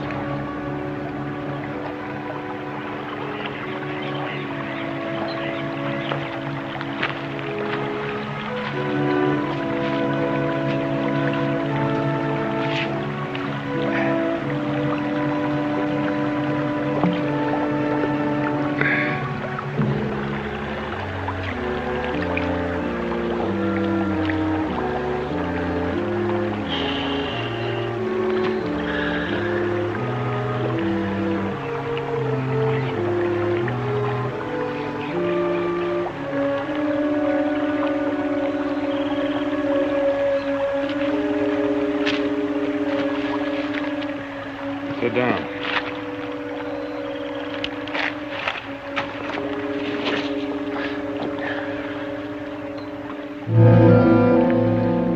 If I don't stop you, blood poisoning will.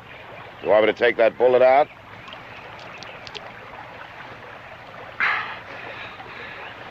Your concern is very touching, General. You always doctor up a man after you shoot him?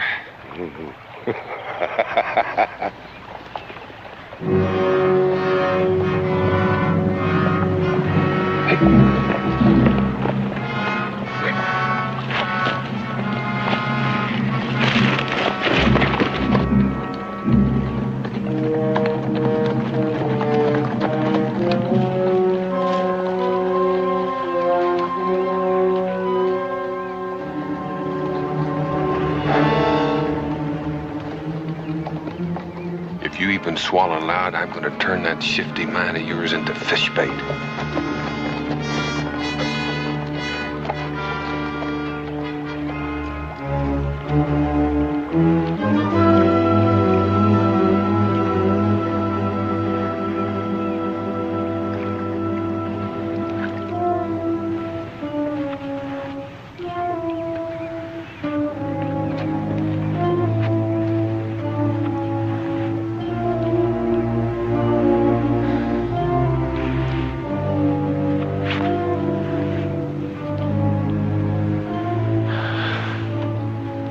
How about a drink?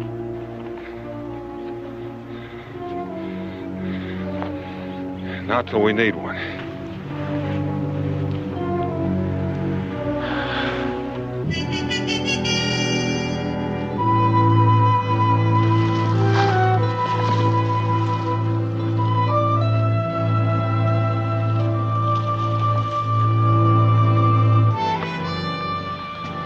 Stay where you are.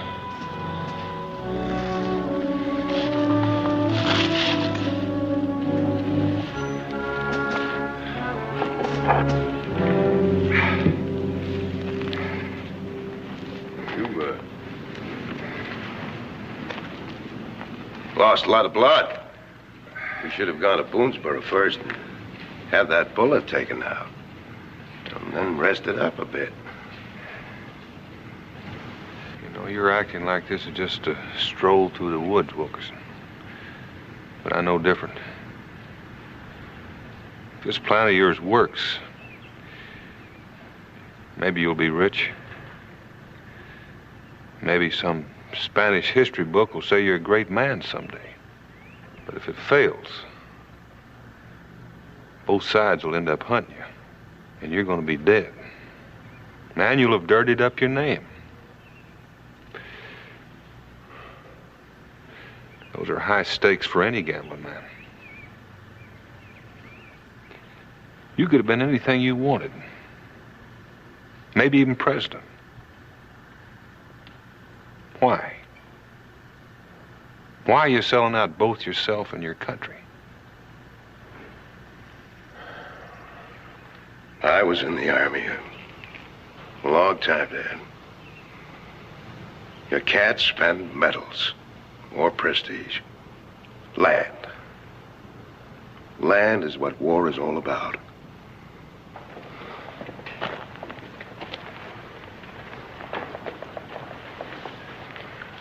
I fought in many battles over a lot of that land.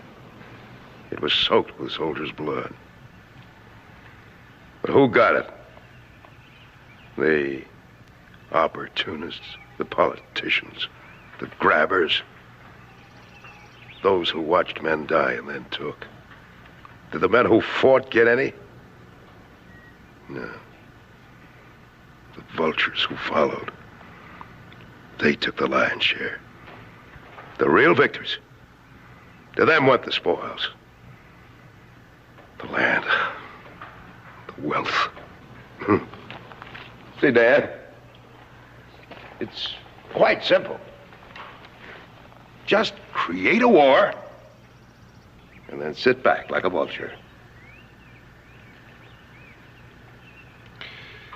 How can you be so sure of the Spanish?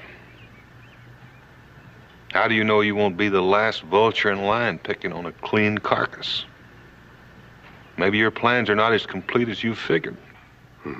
You underestimate me, Dan. They need me, and the information I possess to maintain their position. I was a general, you know. You're the one who needs reminded. Right now, I'm taking you back to the governor of Virginia. Well, if you want that responsibility, you just go ahead and take it. Just another burden on your shoulders, Dan.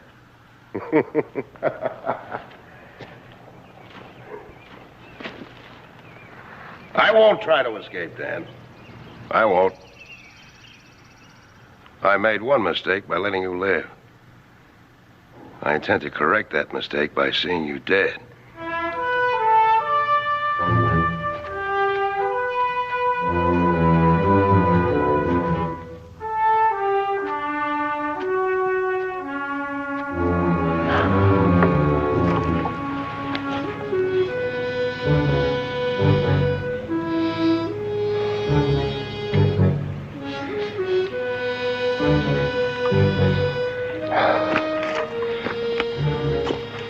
One swallow.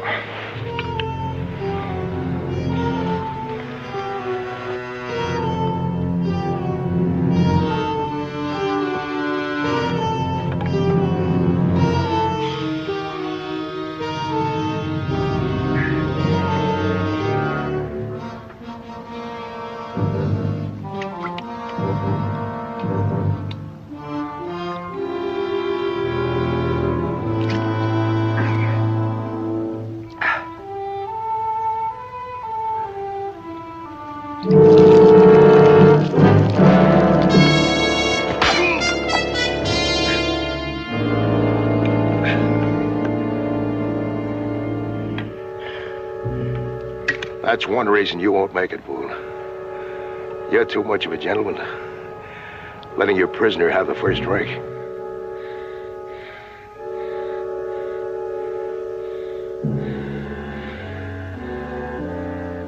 Look at that sun. It'll beat you like a whip.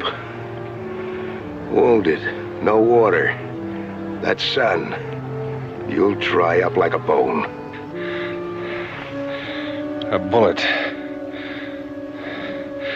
Saying that shoulder could even things up. With one difference. You'll still have the gun. You'll need it.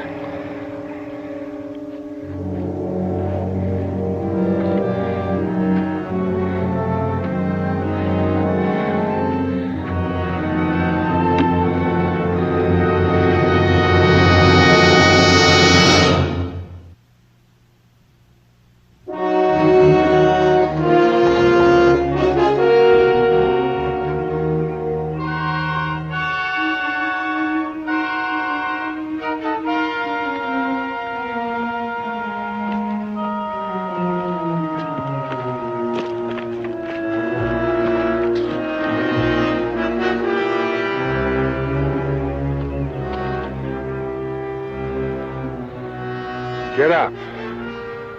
I know where we can get us some water, Boone.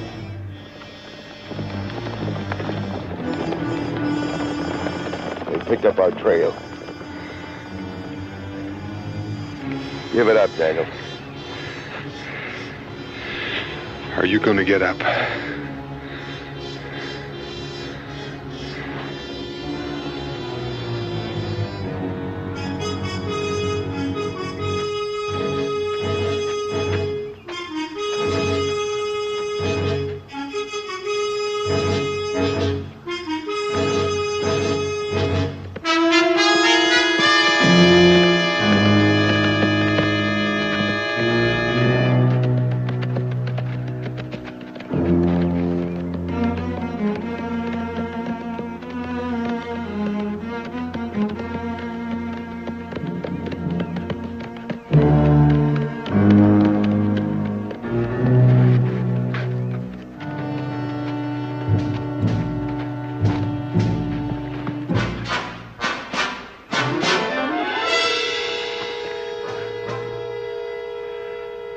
Go on.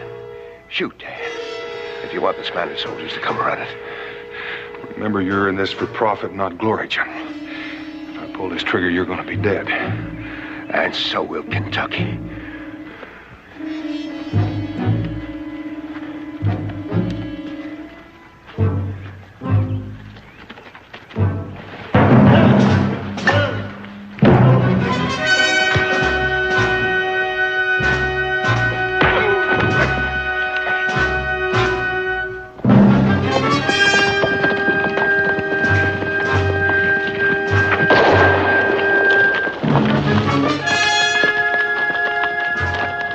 ¡Alto! ¡Alto!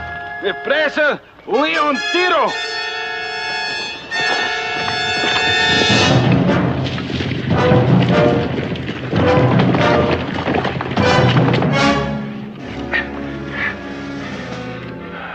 You're insane, Dad. We still got a war to stop. This won't bring the soldiers down. Let's not move.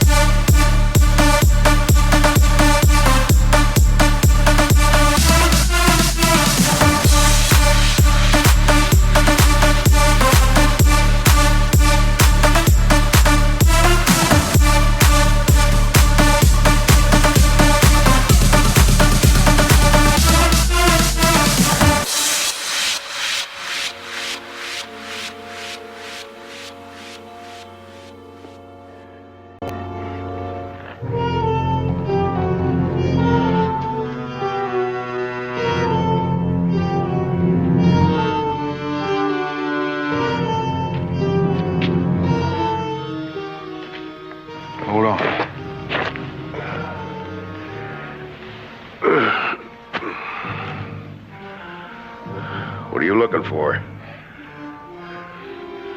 I seen, remember, a creek. Runs through here someplace. Water?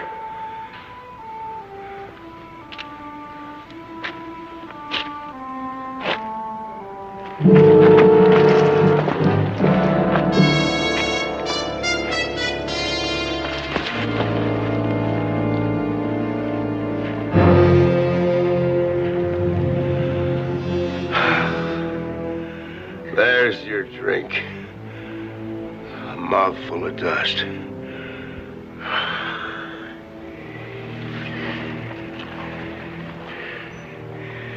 If you don't get some water soon, you're not gonna last another day. We'll rest a spell.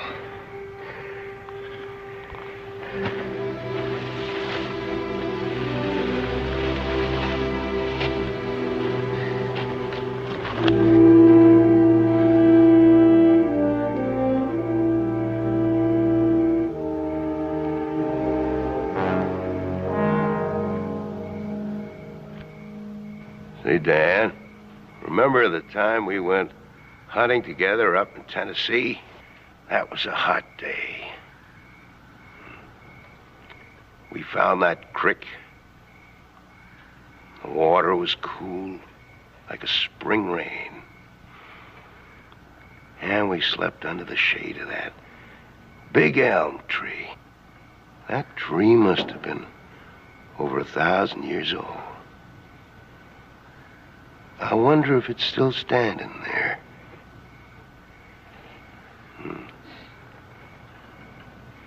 Sleeping under that elm. Pretty big tree. Well, even the strong have to fall sometime.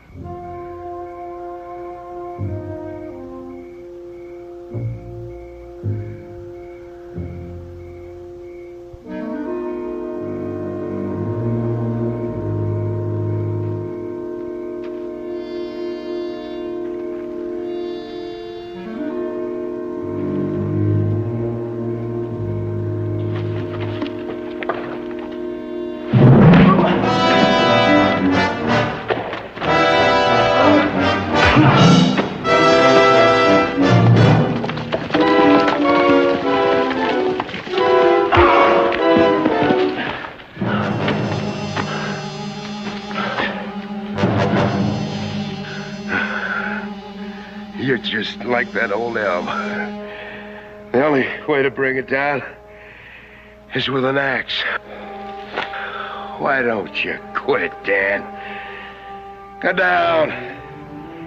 It's only a couple of feet to the ground. If I go that far,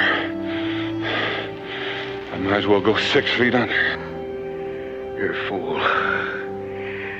You're a fool.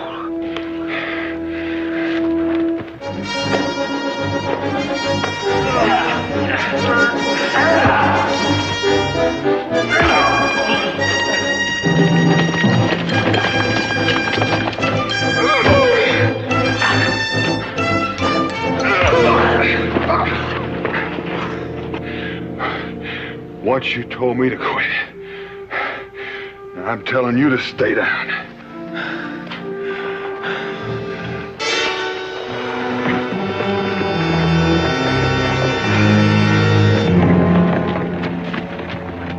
Well, Colonel, glad you could make it. Have you got any water for me? Oh, yes. I have plenty of water. See what I mean about being in a superior position, Boone? Your position just now was rather unfavorable, General. For a general, you seem incapable of disposing of one mere backwoodsman. I see why you retired from the Army, General, to make room for the more competent. Well, Virginia will attack Kentucky, and that's the important thing, Colonel. Oh, yes. Thanks to your talent for deceit.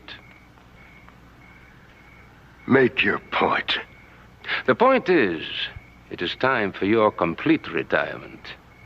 Your services are no longer required. Wait.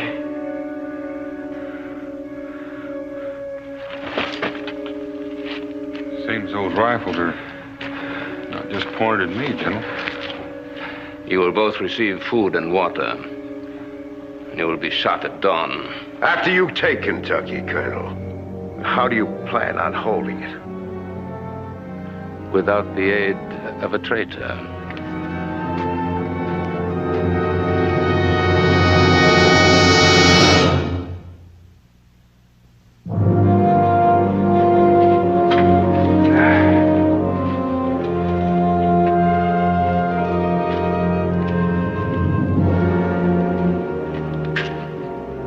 Tomorrow at dawn, the Virginia militia will march on Boonesboro.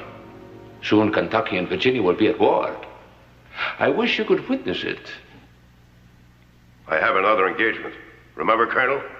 Ah, yes, of course. The firing squad. See you at dawn, General.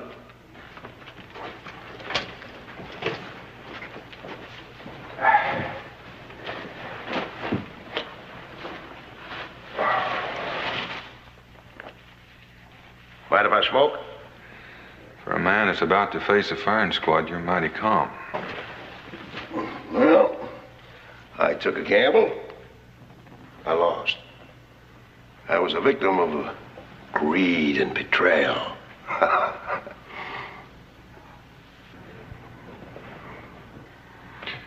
Speaking of carcasses picked clean, something else dragged its kill in here. Just like Navarro. For a gambling man, you throw your hand in mighty easy. I'm gonna do a little gambling myself. Where are you going? I'm gonna gamble that you're as hungry to live as you were to line your pockets. We have to survive to profit, then.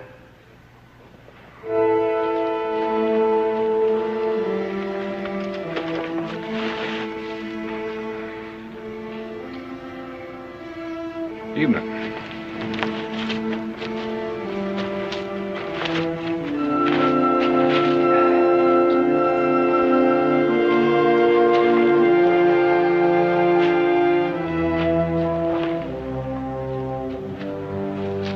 I have a feeling we're about to form an alliance.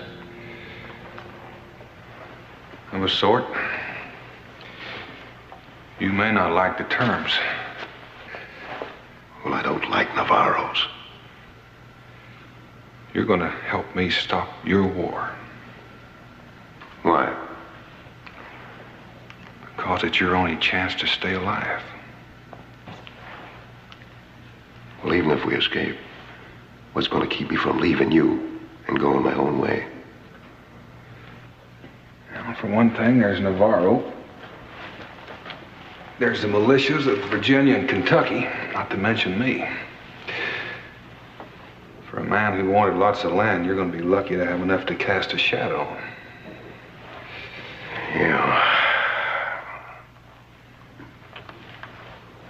What have you got in mind?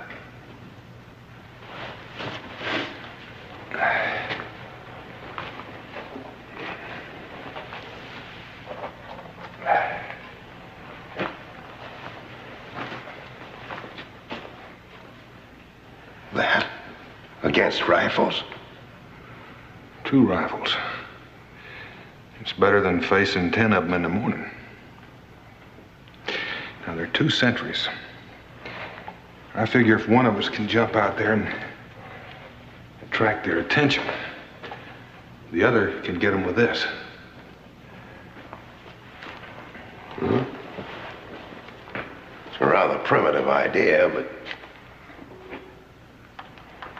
what happens to the fellow who leaps out there?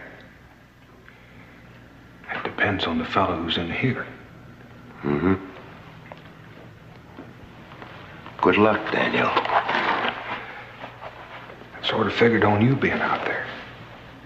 Now, you just remember, Daniel, you've got more to lose to the Spanish than your life. There are 2 sentries out there. They're both armed. Now, if we're going to get out of here, you have to depend on me.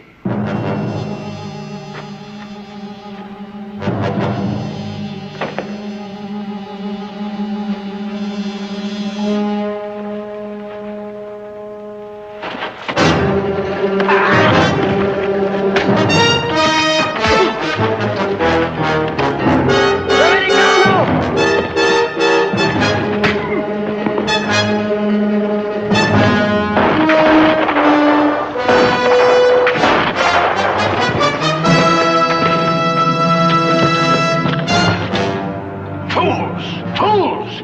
Hurry, my horse!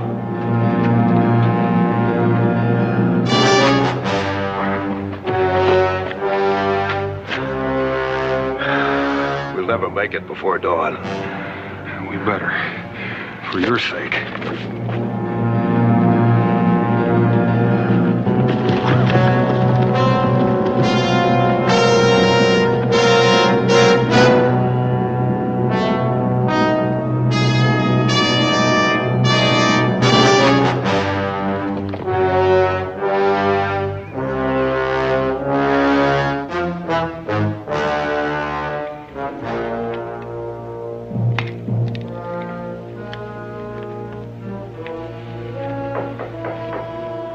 Yes?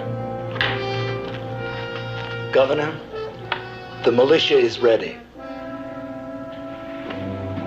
Any news yet of General Wilkerson? No, sir.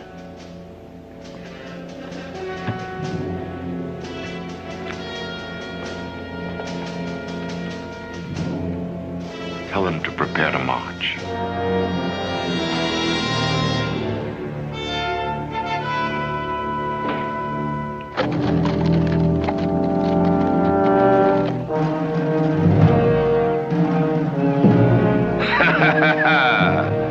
Like cubs at the mercy of eagles. Lancers?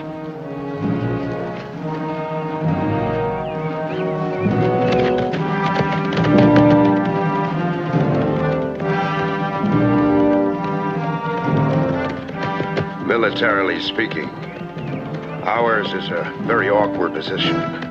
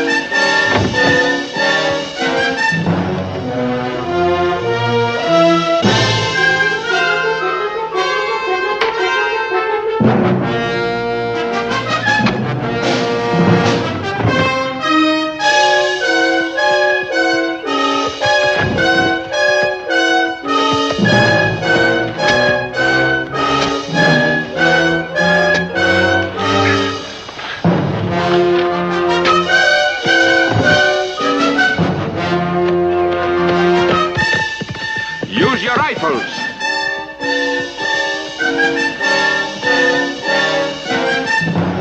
Fire!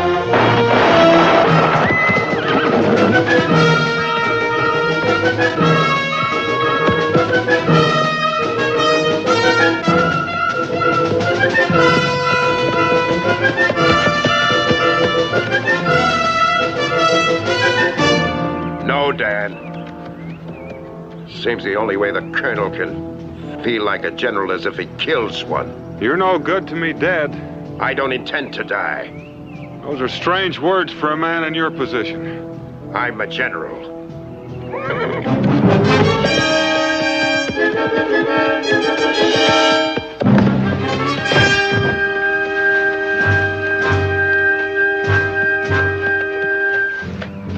I'll accept your surrender now, Colonel.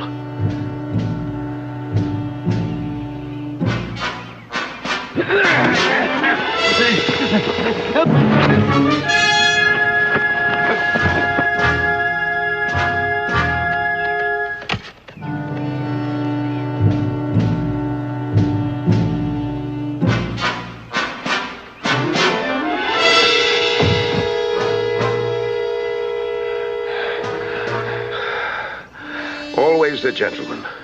You'll never learn. I reckon not. I'm sorry, Dan. This is where I break our alliance. If I go to Richmond, I'll end up in front of a firing squad. You'd better get a good head start. If just one man dies on either side, I'm going to come looking for you. And I won't stop until I find you. Bye, Dan.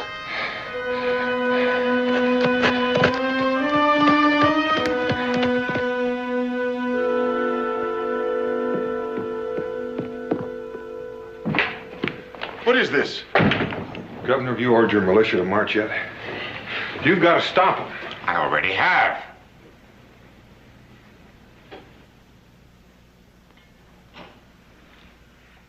Hello, Daniel.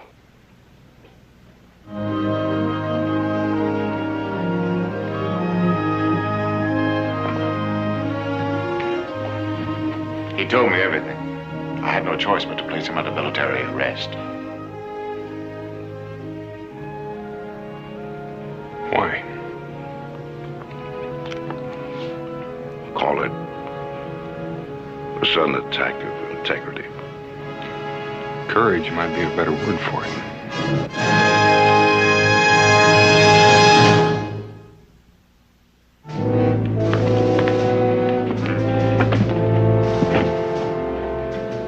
General, I'm sorry. I left you no other choice.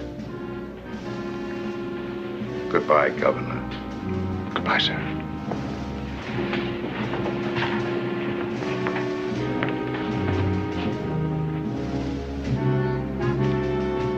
I wonder if I'll make it to my court-martial. Sir.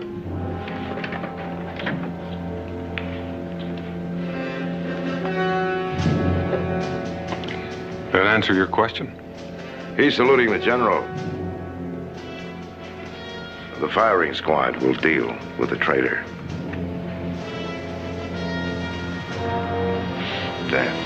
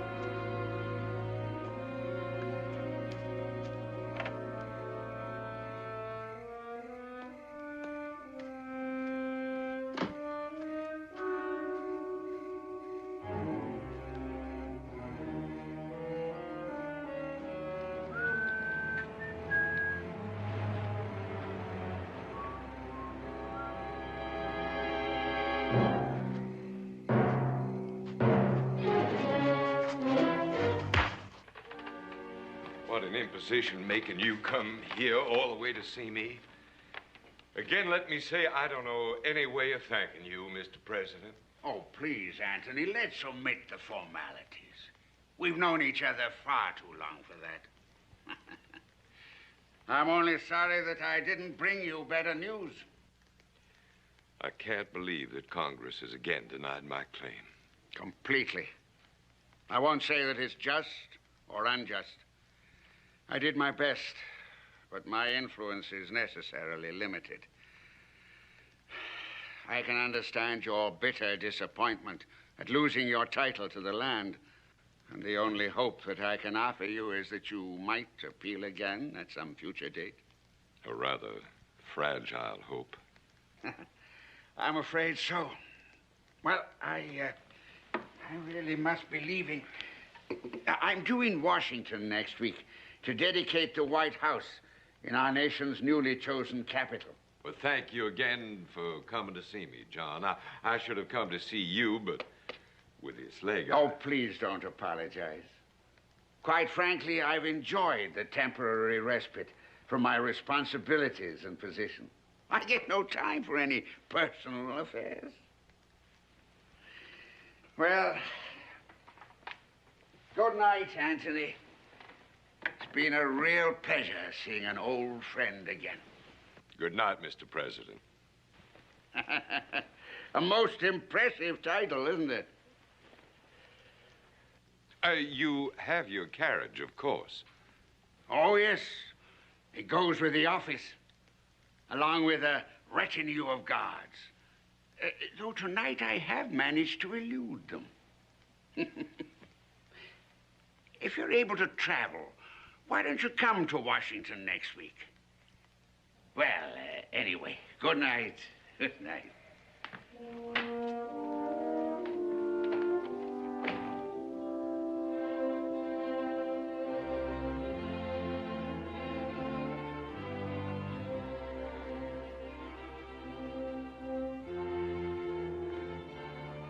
Can I get a coach for you, sir? No, I believe my carriage is waiting for me. Thank you. Good night, sir. Good night.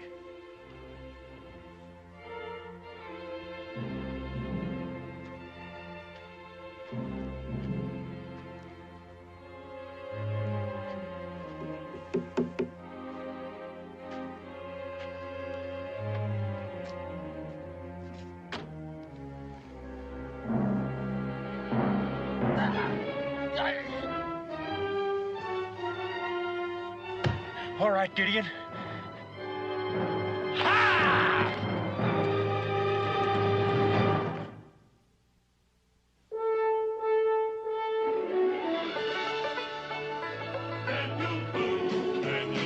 What a doer, what a dream come a doer, what Daniel Boone. From a coonskin cap on the top of old Dan to the heel of his rawhide shoe. The rippenest, roaringest, fightingest man the frontier ever knew. Daniel Boone was a man, yes, a big man, and he fought for America to make all Americans free. What a Boone, what a doer, what a dream come a truer was he.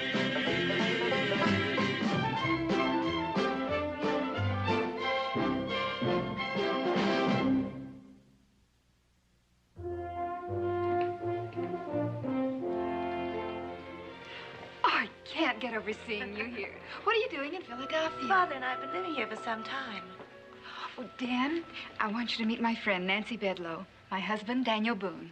Very pleased to meet you. Hello, Mr. Boone. Nancy and her father are old friends of mine. I guess I should say employers. I worked for them a long time ago. Would you like some coffee in the dining room? It's been such a long time since we have talked. I'd be delighted. You don't mind? No, I don't mind. I'd kind of like to get out from this stock. I feel kind of like I'm being hanged. I won't be long.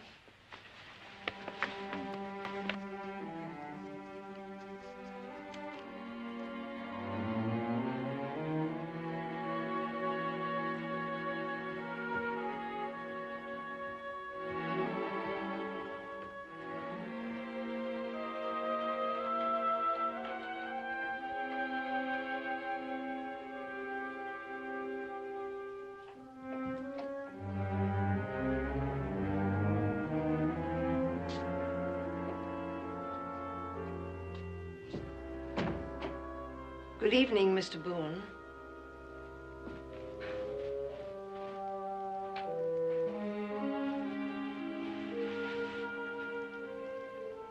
How did you get in here? An influential resident of the hotel, Mr. Bedloe, made the arrangements. He suggested that I contact you. Mr. Bedloe? You know him then? Is he a daughter by the name of Nancy? Your wife's friend. A convenient circumstance. We thought it wise that Mrs. Boone should not be present when I talked with you.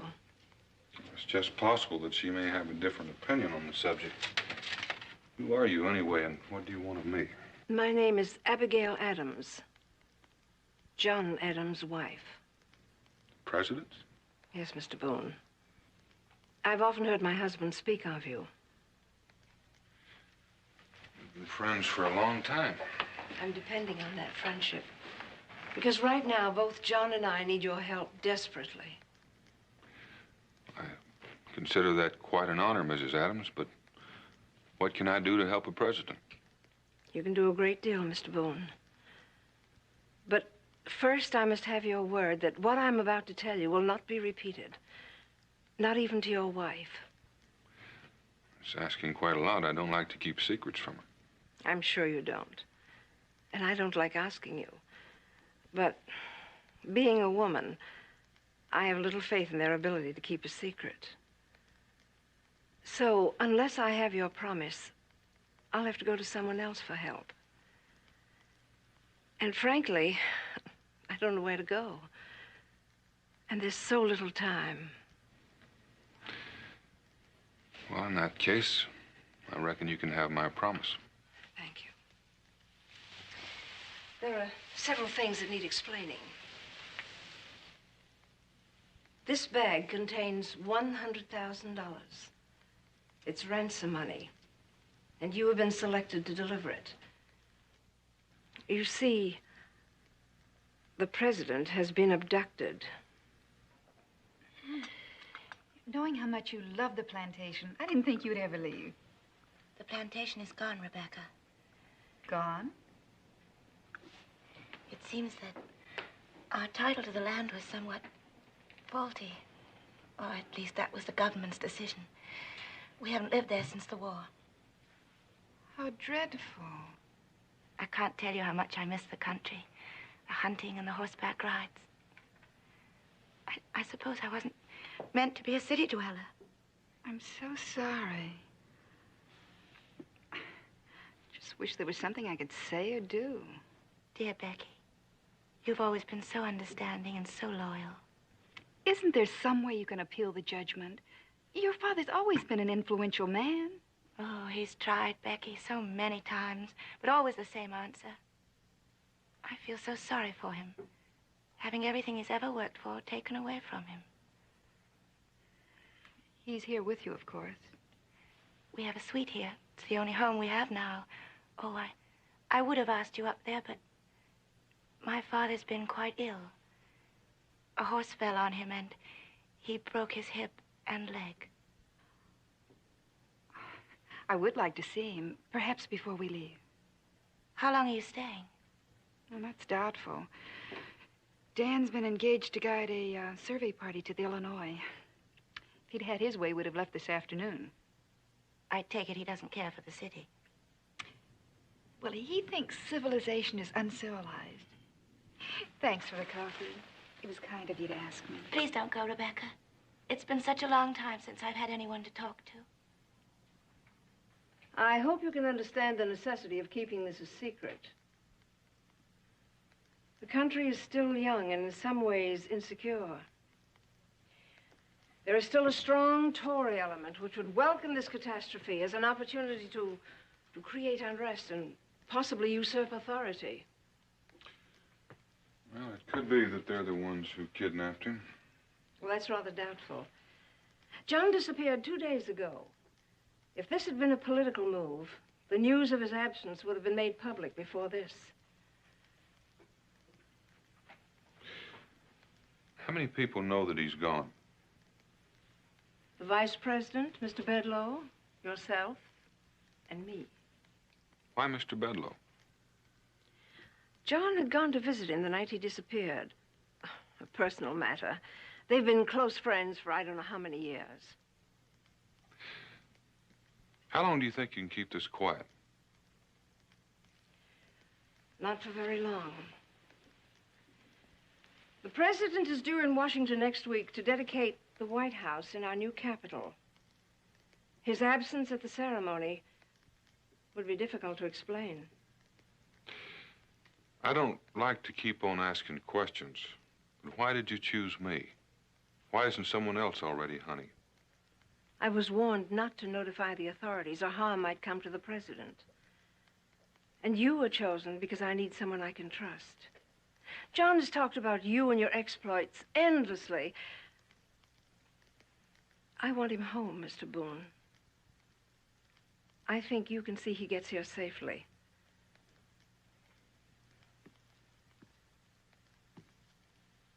There's no way I can guarantee that, ma'am. I know that. I'm not asking the impossible. I ask only that you try. Now, where do I deliver the money? And who do I give it to? I copied the instructions exactly as they were given to me.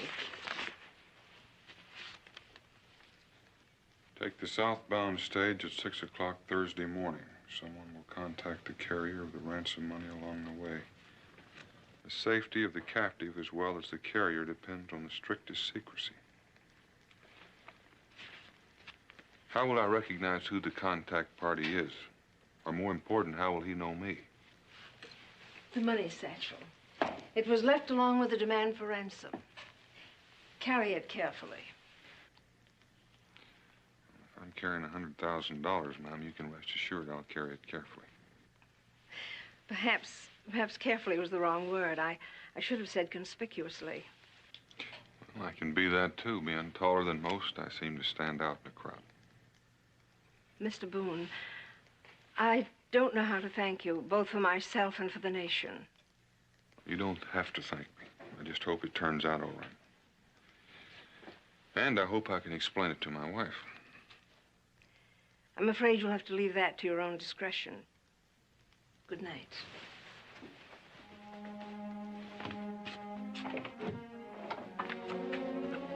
And Godspeed.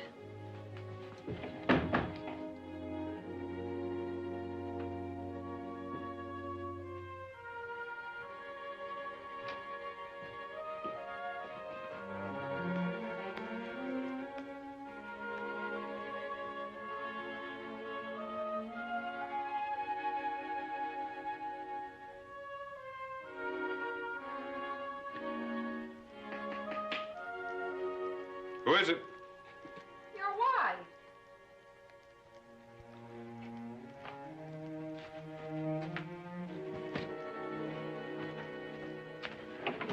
Why'd you bother to knock? It was open. Well, I thought perhaps you had another guest, and I didn't want to disturb you. Another guest? That was a woman I saw leaving here, Dan, now wasn't it? Now that you mention it, I guess it was. What was she doing here? I don't suppose you'd believe me if I said she got in the wrong room by mistake. Nope. You can't blame me for that. Who is she, and what did she want? Just an old friend that dropped by to say hello. Is that the best you can do? Right at the moment, it is. Well, it was plain that she didn't want to be recognized. Why don't you start telling me the truth? Becky, I can't. Why are we packing? Are we leaving? You aren't. I am. Going where? Well, I don't know. And I'll admit I'd feel better if I did know. Is that woman going with you? No? But she's the reason for your going. In a manner of speaking. You're in some sort of trouble. Well, not yet, but there's a very good chance that I will be before I'm finished. That I'm going with you. Becky, you can't. I can't tell you why, but this is one trip I've got to make alone, and that's all I can tell you right now. You're going to have to stay here at the hotel and visit your friend until I get back. You relax. I'll finish packing. Never seen a man yet who could do it properly.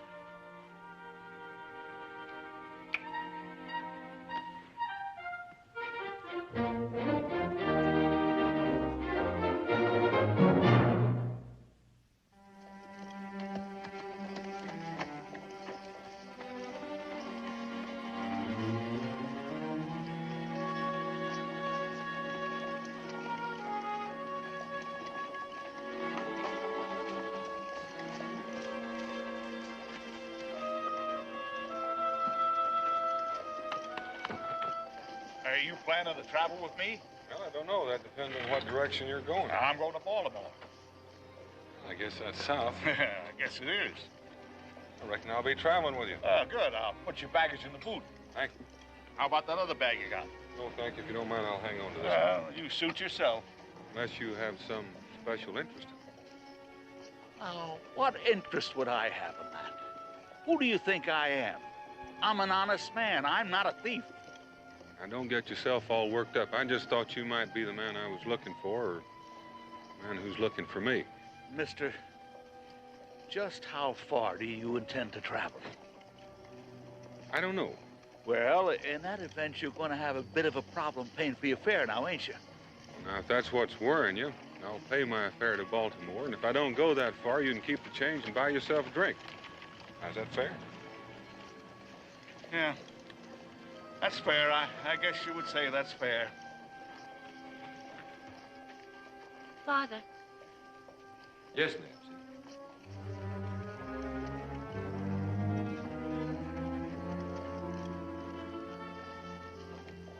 Mr. Boone is getting on the stage. I was quite sure he would.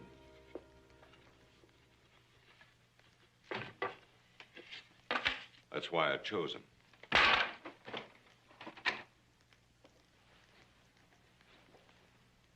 Mr. Boone is a man of great loyalty, willing to sacrifice his time and, for all he knows, jeopardize his life. All for a rather intangible thing called patriotism. Loyalty is a most admirable quality. What has become of yours? I found out it had no commercial value. Then you still insist on going through with this crime? The government deprived me of my land through what they chose to call a technicality. They also refused to compensate me for my loss. And so I'm forced to extract payment by the only means at my command. But President Adams is your friend. Child, I promise you no harm will come to John. It's a temporary inconvenience to him and a source of concern, I suppose, to Mrs. Adams, but those things are soon forgotten. And Mr. Boone? Same thing. He doesn't know me, and I don't intend to give him any clue to my identity, so why should I harm him? From what I've heard of him, he may harm you. No, not where the life of the president is still at stake. Besides, Pike and Gideon will be there. They won't see me hurt. And then what happens to them? They could be hanged or shot. Is that any way to repay their loyalty? I've taken care of that. Tomorrow, it'll all be over. Remember, Pike and Gideon are bonded men. Tomorrow, they'll be free and wealthy and on their way to wherever both of them want to go. Oh, Father. Now, please don't cry. I know you're no more happy living here than I am. You would like to go back to the plantation, wouldn't you? Oh, yes. And dry your tears. Because that's where we're going to go.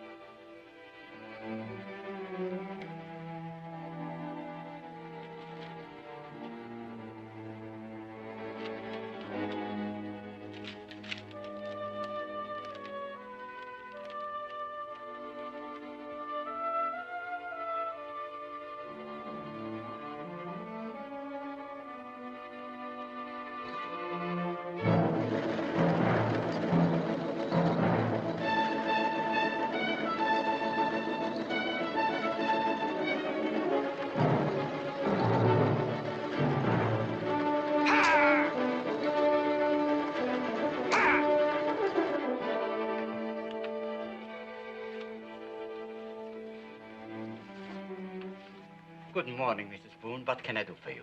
Would you see that my luggage is brought down? I'll be back for it shortly. You're leaving? Yes. But Mr. Boone told me distinctly... That we would be staying. But he forgot to mention that I'd be spending the weekend with some friends in the country. I'll be gone 2 days at the most. And we'll be keeping the suite. Oh, yes, ma'am. Yes. Oh, I almost forgot. I will be needing a carriage. I'll see to it, Mrs. Boone. I'll need it for 2 days at least. Oh, that can be arranged. There's just one more thing. Yes. Can you tell me where I might buy a gun? It's a surprise gift for my husband. He's quite fond of guns. Across the street, next to Helford's Tea Garden, madam. Thank you.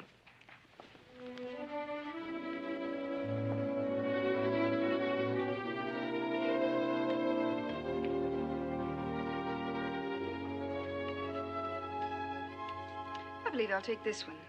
Would you load it for me? May I make a suggestion, ma'am? Of course.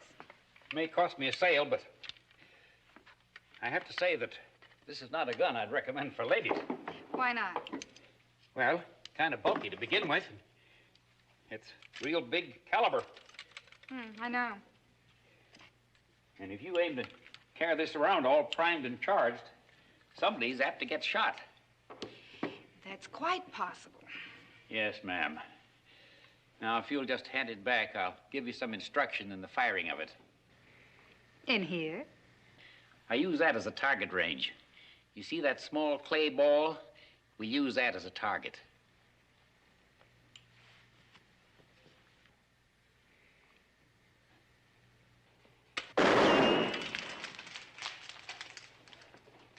I'll be needing some powder and shot. Yes, ma'am. I just hope you ain't real mad at anybody, ma'am. Now, that's not the way I understood it. I was told you was just going to make a weekend visit. Now, you tell me we might have to go to Baltimore or even farther. Does it make that much difference? I assure you I can pay. All I want to do is overtake the southbound stage. You say your husband's on it? Yes. But he didn't tell you where he was heading? No. Well, lady, I can understand your concern, but I don't make any guarantees. Now, that southbound stage has got a good 2-hour head start. I doubt if we can catch it on the road. Mr. Gurney, it has to stop sometime, doesn't it? Yes, ma'am. Lays over for the night at Dobbs Ferry. Good, then we'll be sure to catch it there. But that could turn out to be expensive. Now, you could wait here and catch tomorrow's stage. And be a full day behind? Now, I've already told you I can pay.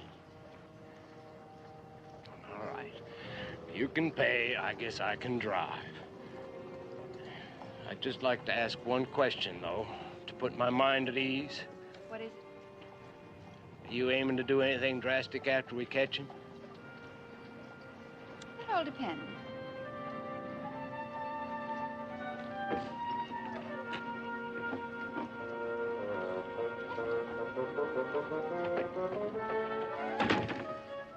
All depends. I ain't sure that puts my mind at ease or not.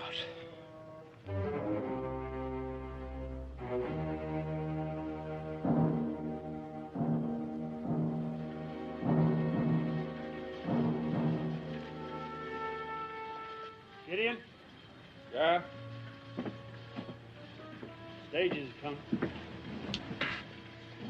Have you got the fresh team ready? Yeah, they're ready. Well, then you bring them around. Why do I always have to... I'll see you at the passengers. Go ahead.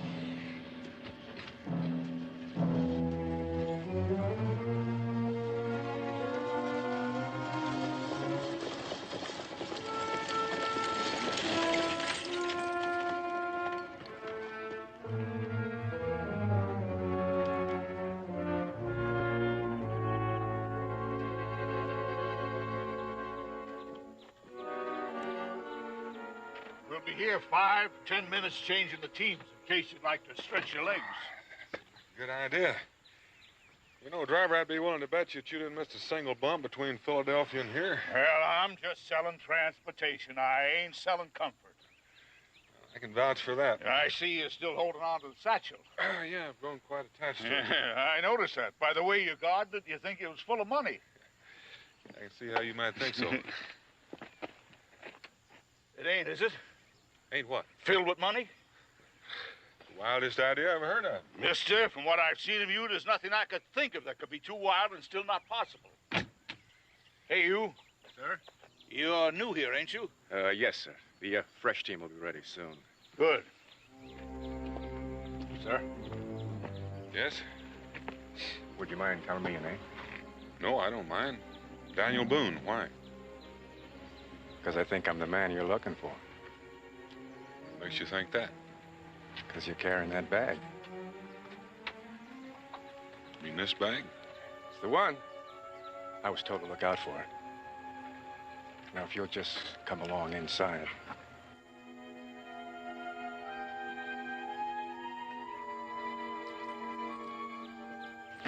There's no need of going in there and making yourself comfortable, mister. We'll be leaving any minute now. Well, now you just go on and have yourself a nice trip. I'm staying. You mean you're gonna stay here? Yeah, I sort of take a liking to the place.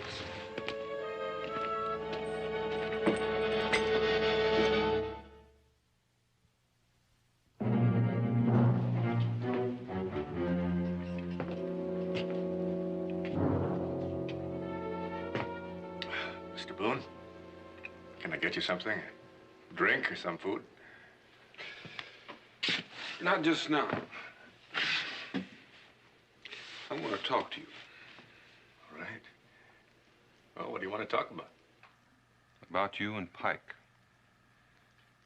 Do you know what you've got yourself mixed into? Not rightly.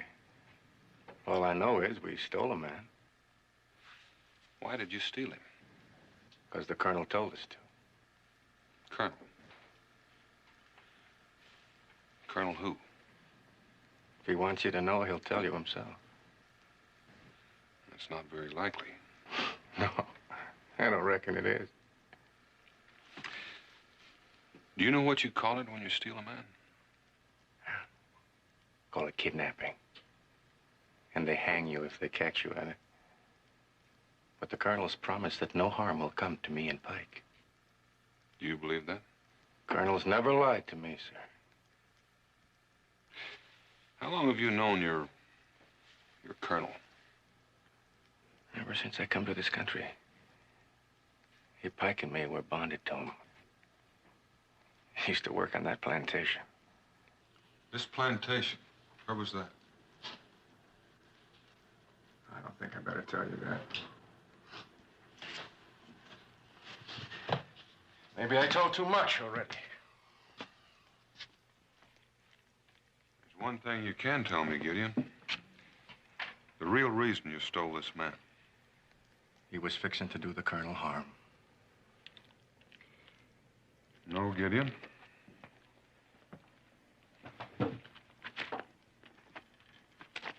This is why you stole it. Looks like a powerful lot of money. It is a powerful lot of money. Maybe enough to turn an honest man into a dishonest one.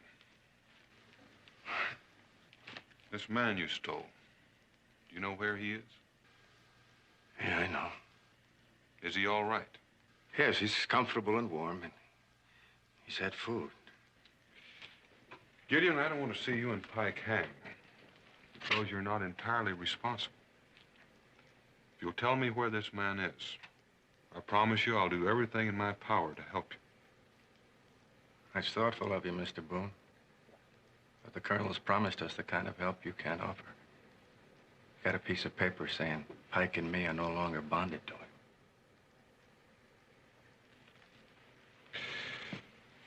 I think I'll have that drink after all.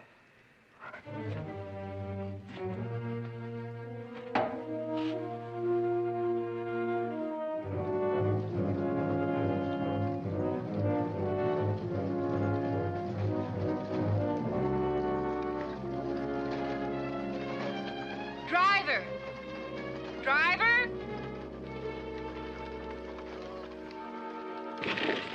Something the trouble, lady? Is that a roadhouse down there? It was. We'll stop there. Lady, it's been closed for years. It ain't nothing but a relay station now. Man'll be out of his mind to get off there. You don't know my husband. No, ma'am, I don't. Ain't sure I want to. Knowing just one in a family like that's gotta be enough. Get up.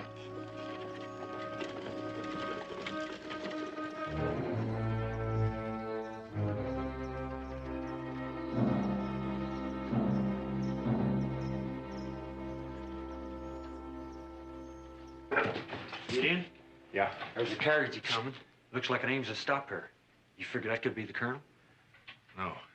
Colonel said he wouldn't be here till after dark. What do you want me to do? I want you to get rid of them, Pike. Now, you tell him there's nothing here, all right? There's no food and no drink. Nobody. Except you and me. Right? Mr. Boone, I have to ask you to stay out of sight. You don't even have to ask. I'm not about to bother anyone until I do what I came here to do.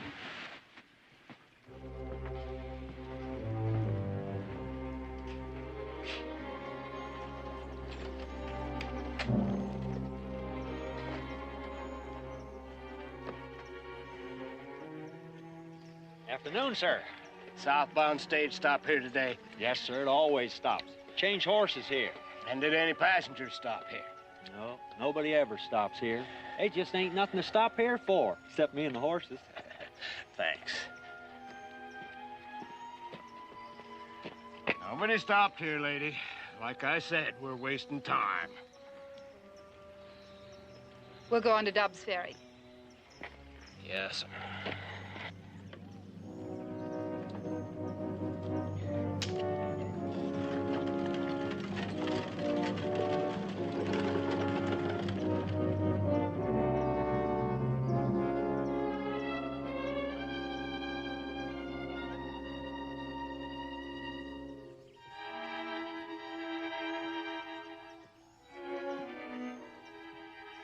Boone. I hope you're not having any thoughts about trying to run away from me. Well, if I did try, do you think you could hit me? I've got this old musket charged pretty heavy. When she hits you, it makes quite a hole. I believe you.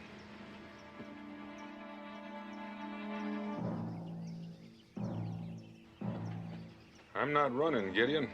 So you can put that gun away. I didn't like to point at you, Mr. Boone, but I've got orders not to let you leave. Yeah, it's going to be dark before long. You anxious for the colonel to show up? Well, the sooner he gets here, the sooner I can leave. They didn't say what time, just after dark, so I don't reckon it'll be too late. Pike's got supper ready if you're hungry. I'm always hungry.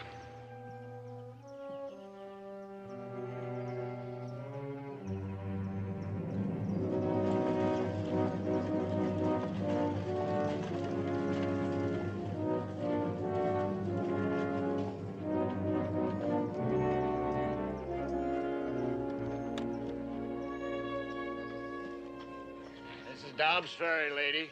Where do you want the luggage? I'm not quite sure yet. Do you know where the stagecoach stops? Right here at this tavern. I don't see it anywhere. Lady, even horses gotta rest and eat. They're likely to run back. If it's all right with you, I'm going on in and have myself a drink. You go right ahead.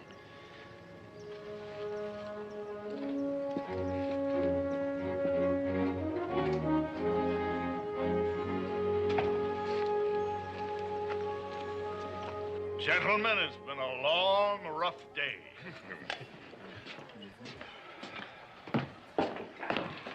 Ale. About a yard of it.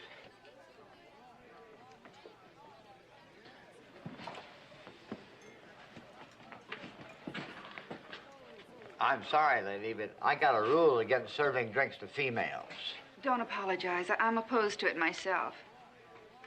What are you doing in here? I thought maybe you could tell me if the stage from Philadelphia had arrived. Yeah, about an hour ago. Did any passengers get off? I don't know, lady. You might ask him. He was driving it. Thank you. Gentlemen, everything is going to be all right. Beg your pardon. Are you the driver of the stage from Philadelphia? I am. Did you pick up a passenger this morning at the Adelphia Hotel? Yes, I did. Was he rather large? Lady, I've driven horses that were smaller than him. That must be my husband. Could you possibly tell me where he's lodging here? He's not lodging here, lady. He got off at the relay station a way back. The relay station? Yep.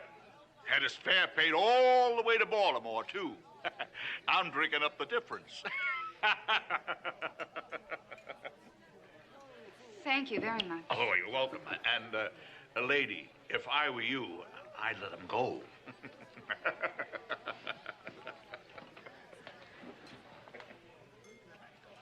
Mr. Gurney. What is it now? You told me that no passengers got off back at that relay station. That's what I was told. Well, you were told wrong. My husband got off back there. Just goes to show you can't trust people. It's a little late to do anything about it now. It certainly is not. I have to go back there immediately. And you want me to drive you? Of course. I hired you, didn't I? Lady, my horses are tired. I'm tired. I can appreciate how tired you are, Mr. Gurney. But that's no excuse for not living up to your obligations. Will it be all right if I take time to drink my drink?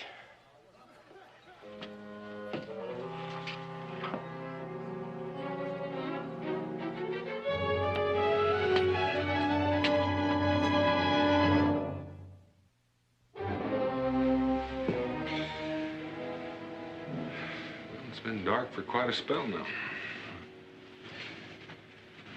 It'll still be dark for quite a spell longer. Did it ever occur to either of you that your trusted colonel may have gotten scared off, left you behind to take the punishment that should be his? He never mentioned any punishment. No, I don't suppose he did. This prisoner of yours, you say he's comfortable and has food? That's true. Colonel said he wasn't to be hurt or to go hungry. Well, I've been here for quite a while now. I suppose he might be getting hungry again soon. Well, Pike's already fed him. Then he can't be very far away from here. Pike's been here most all of the time. I never said he was very far. And it's best you stop thinking thoughts like that. Thoughts like what? Like you might find this man and get out of here before the colonel comes. You see, you don't know where he is. One of us could harm him while you'd still be looking. I don't think you want that. Gideon, you're quite right. I wouldn't want that.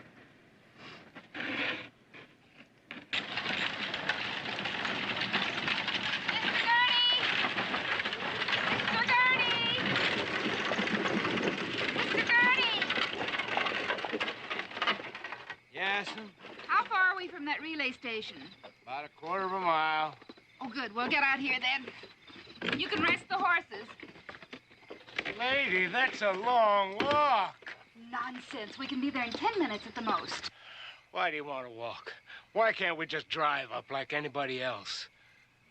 Oh, there's something going on I don't quite understand. So I prefer no one know we're coming. Not we. You. You mean you're not going with me? I learned a long time ago not to be present when a husband and wife get into a fight.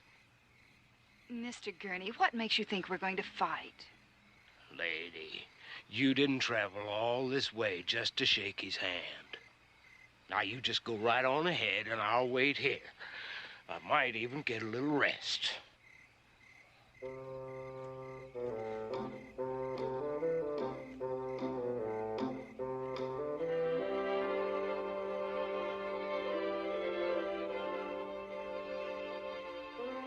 It might just be worth it to see what happens. On the other hand, it's safer here.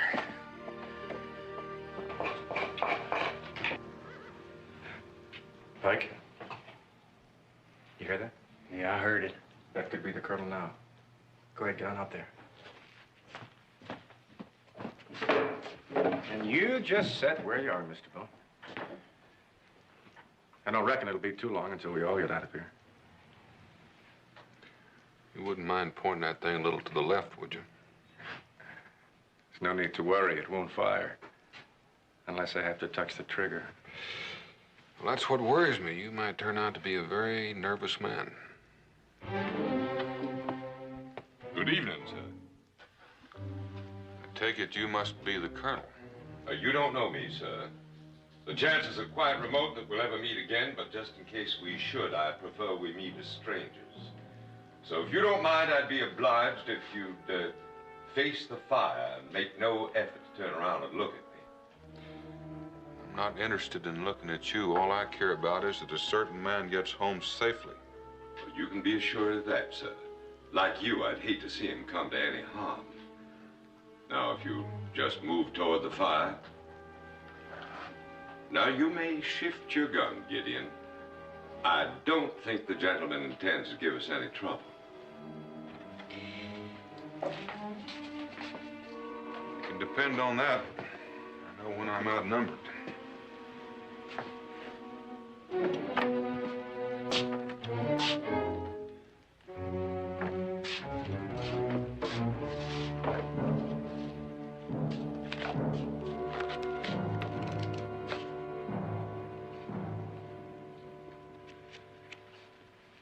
I assume all the money's here. I don't know. I didn't count it. That's what I started out with. You're a very trusting man. Under the circumstances, I don't believe the lady would shortchange me. I don't think so either. Now, how do I go about finding the merchandise I just bought? I've written the instructions. You'll have no trouble finding him. There'll be a northbound coach coming through here in the morning. Meantime, you'll find food and blankets. I know you'll see to it that our friend arrives home safely. I'll see to that. You'll find this note tacked on to a tree half-mile down the road, merely as a safeguard against your being too curious. It's curious enough to risk a man's life. I shouldn't think so. Still, there's no harm in being a little cautious. And just one more thing. Yes, sir. You said I don't know you. That's true. But I do know Gideon and Pike. Why should you concern yourself about them? I'd hate to see someone get hurt because of misplaced loyalty. You know, I'd hate that, too.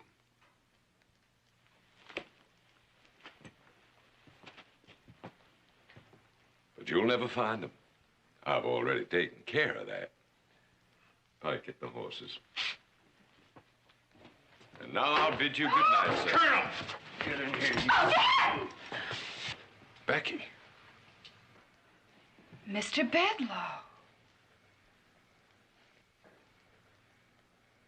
I'd hoped to avoid violence, Mr. Boone, but now I have no choice. This is a complication I could not foresee. Now that I'm known, we can't afford to have any witnesses. Gideon? Pike? Colonel, aren't you forgetting something? Not that I know of. You said you'd bring some papers, and both Pike and me are free men. Did you bring them with you, sir? Well, of course I did. I've never lied to you.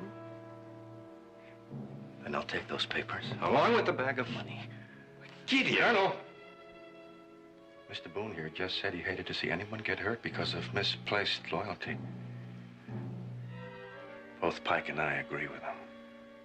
Gideon, I've taken a good deal of trouble to arrange passage for you on an English ship. Fortunately, neither you nor Pike knows where she's sailing to or where she's sailing from. So, don't threaten me, Gideon. This is no threat, Colonel. You just said we can't have any witnesses. There are only 4 people know what Pike and I have done. You, Mr. Boone, that lady, and the man we got tied up in the cellar out and back. Now, I want you to give me the papers and the money. Now.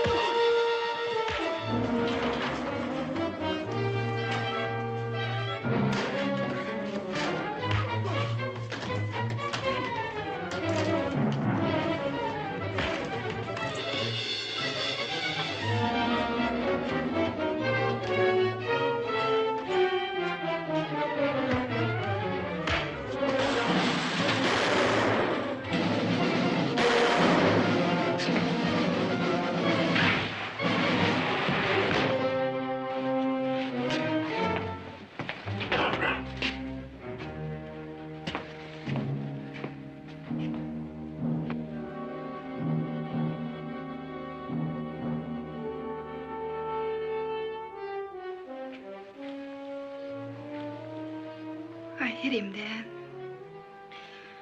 I'm glad you did.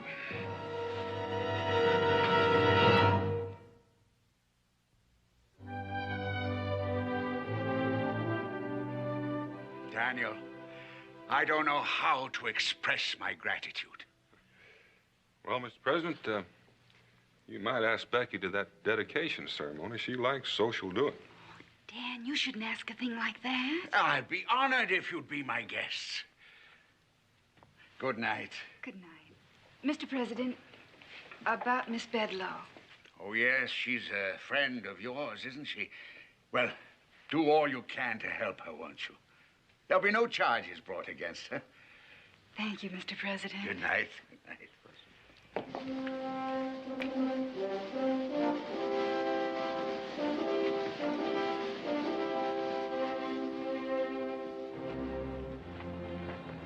Ah, Mr. Gurney, thank you for the ride back. We had quite an adventure tonight, didn't we?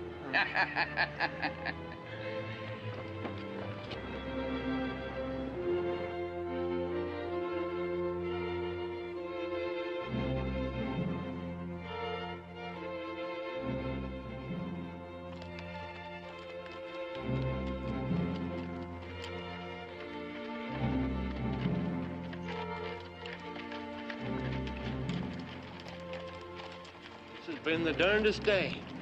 I start out with some female looking for her husband, and I end up shaking hands with the president. Almost afraid to tell my friends about it. Well, it'll be worth a try. No, they'd be sure to call me a liar. And I'd almost be inclined to agree with them.